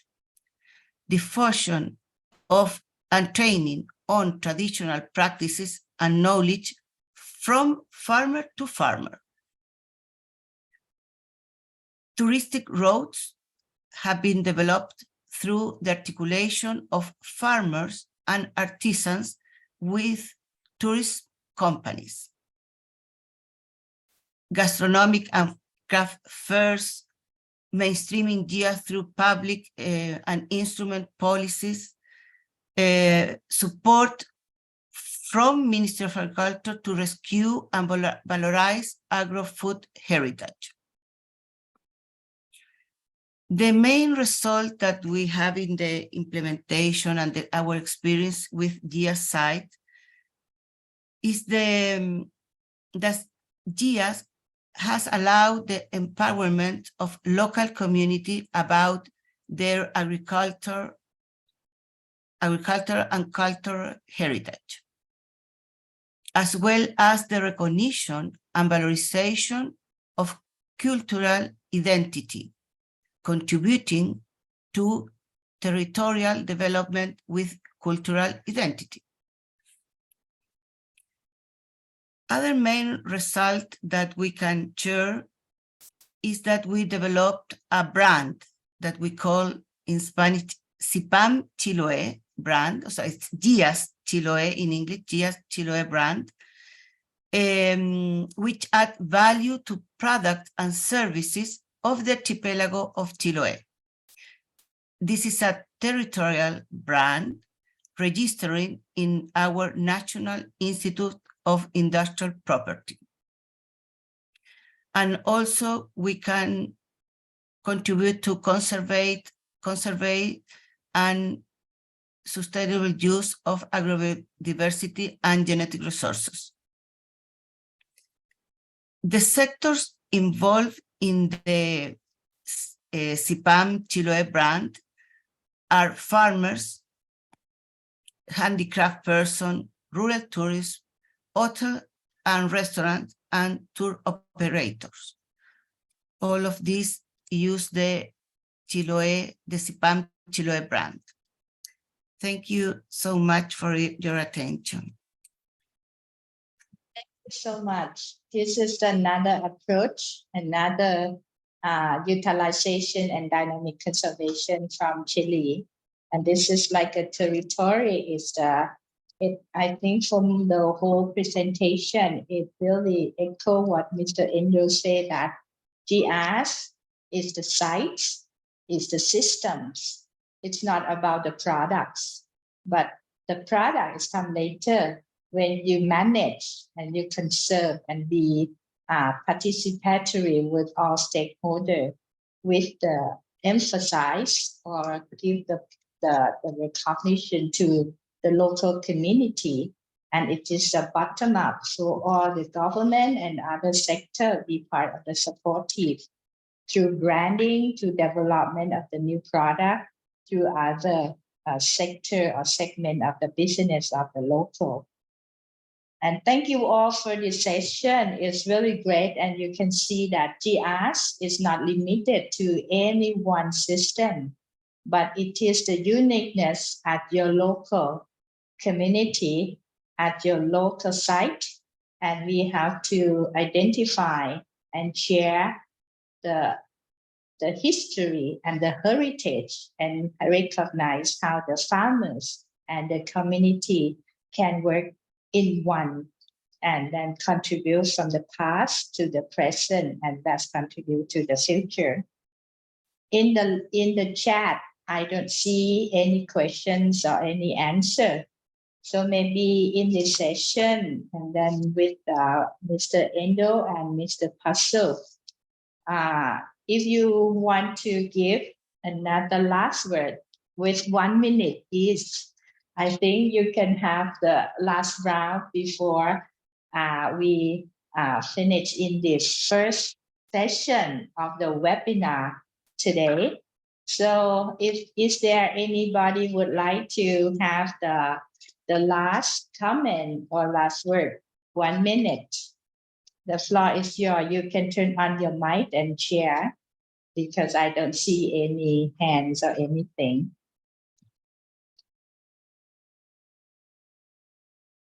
Is there? Yes. Just to thank you, Ms. Vanida, and to thank the organizers, because this is very important. When we share, there are not so many opportunities for GIAHS sites in different areas of the world to share their experiences. So it's a national workshop, but it's also a learning experience for us. And I think a good exchange for the GIAHS sites. So thank you very much. And I hope that the participants can also join us in the 25th of October in the other webinar. Okay, thank you for your kind words. And I think for the next week of the webinar, we will share from Asia, Japan, Republic of Korea, Philippines, China, Bangladesh, and as well as the possible sites from Thailand to share with all the experience and the expert that come before us from 2 sites of Thailand. One is the sea salt promotion in Pattani province. Another one is Suphanburi water chestnut farmer promotion. So this is not only to share the knowledge, but to looking for the potential and understand what the GIAHS is and what we can benefit from the GIAHS, not to us, but to the local community with all the work together. And I have to thank all the participants and our speakers from all over the world, and especially thanks to Miss Teresa for your early morning from Chile to participate and share with us. And on behalf of the Ministry of Agriculture and Cooperatives and FAO GIAHS in the headquarters and the regional office, as the co-host, we thank all the participants. I'm looking forward to you for the next week on 25th of October.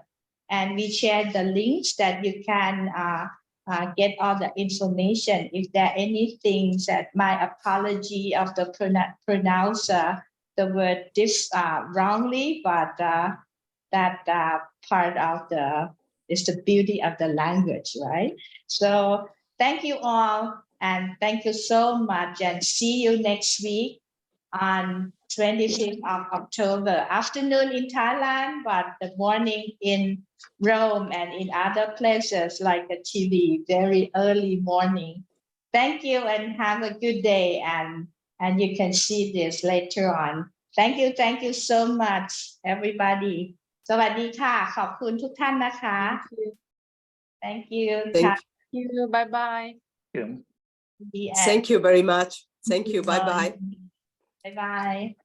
And ขอบคุณมากทุกท่านจากประเทศไทยค่ะ Thank you all from Thailand, and then see you next week. Bye. Bye. Bye.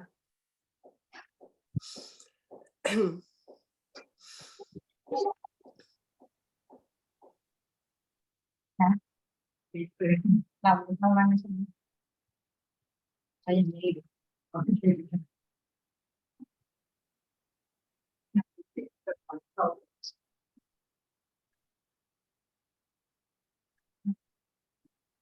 คุณนะคะเกษตรและสหกรณ์จังหวัดทุกๆกรมในกระทรวงเกษตรนะคะ เดี๋ยวเราคงได้เจอกันนะคะสวัสดีค่ะนะ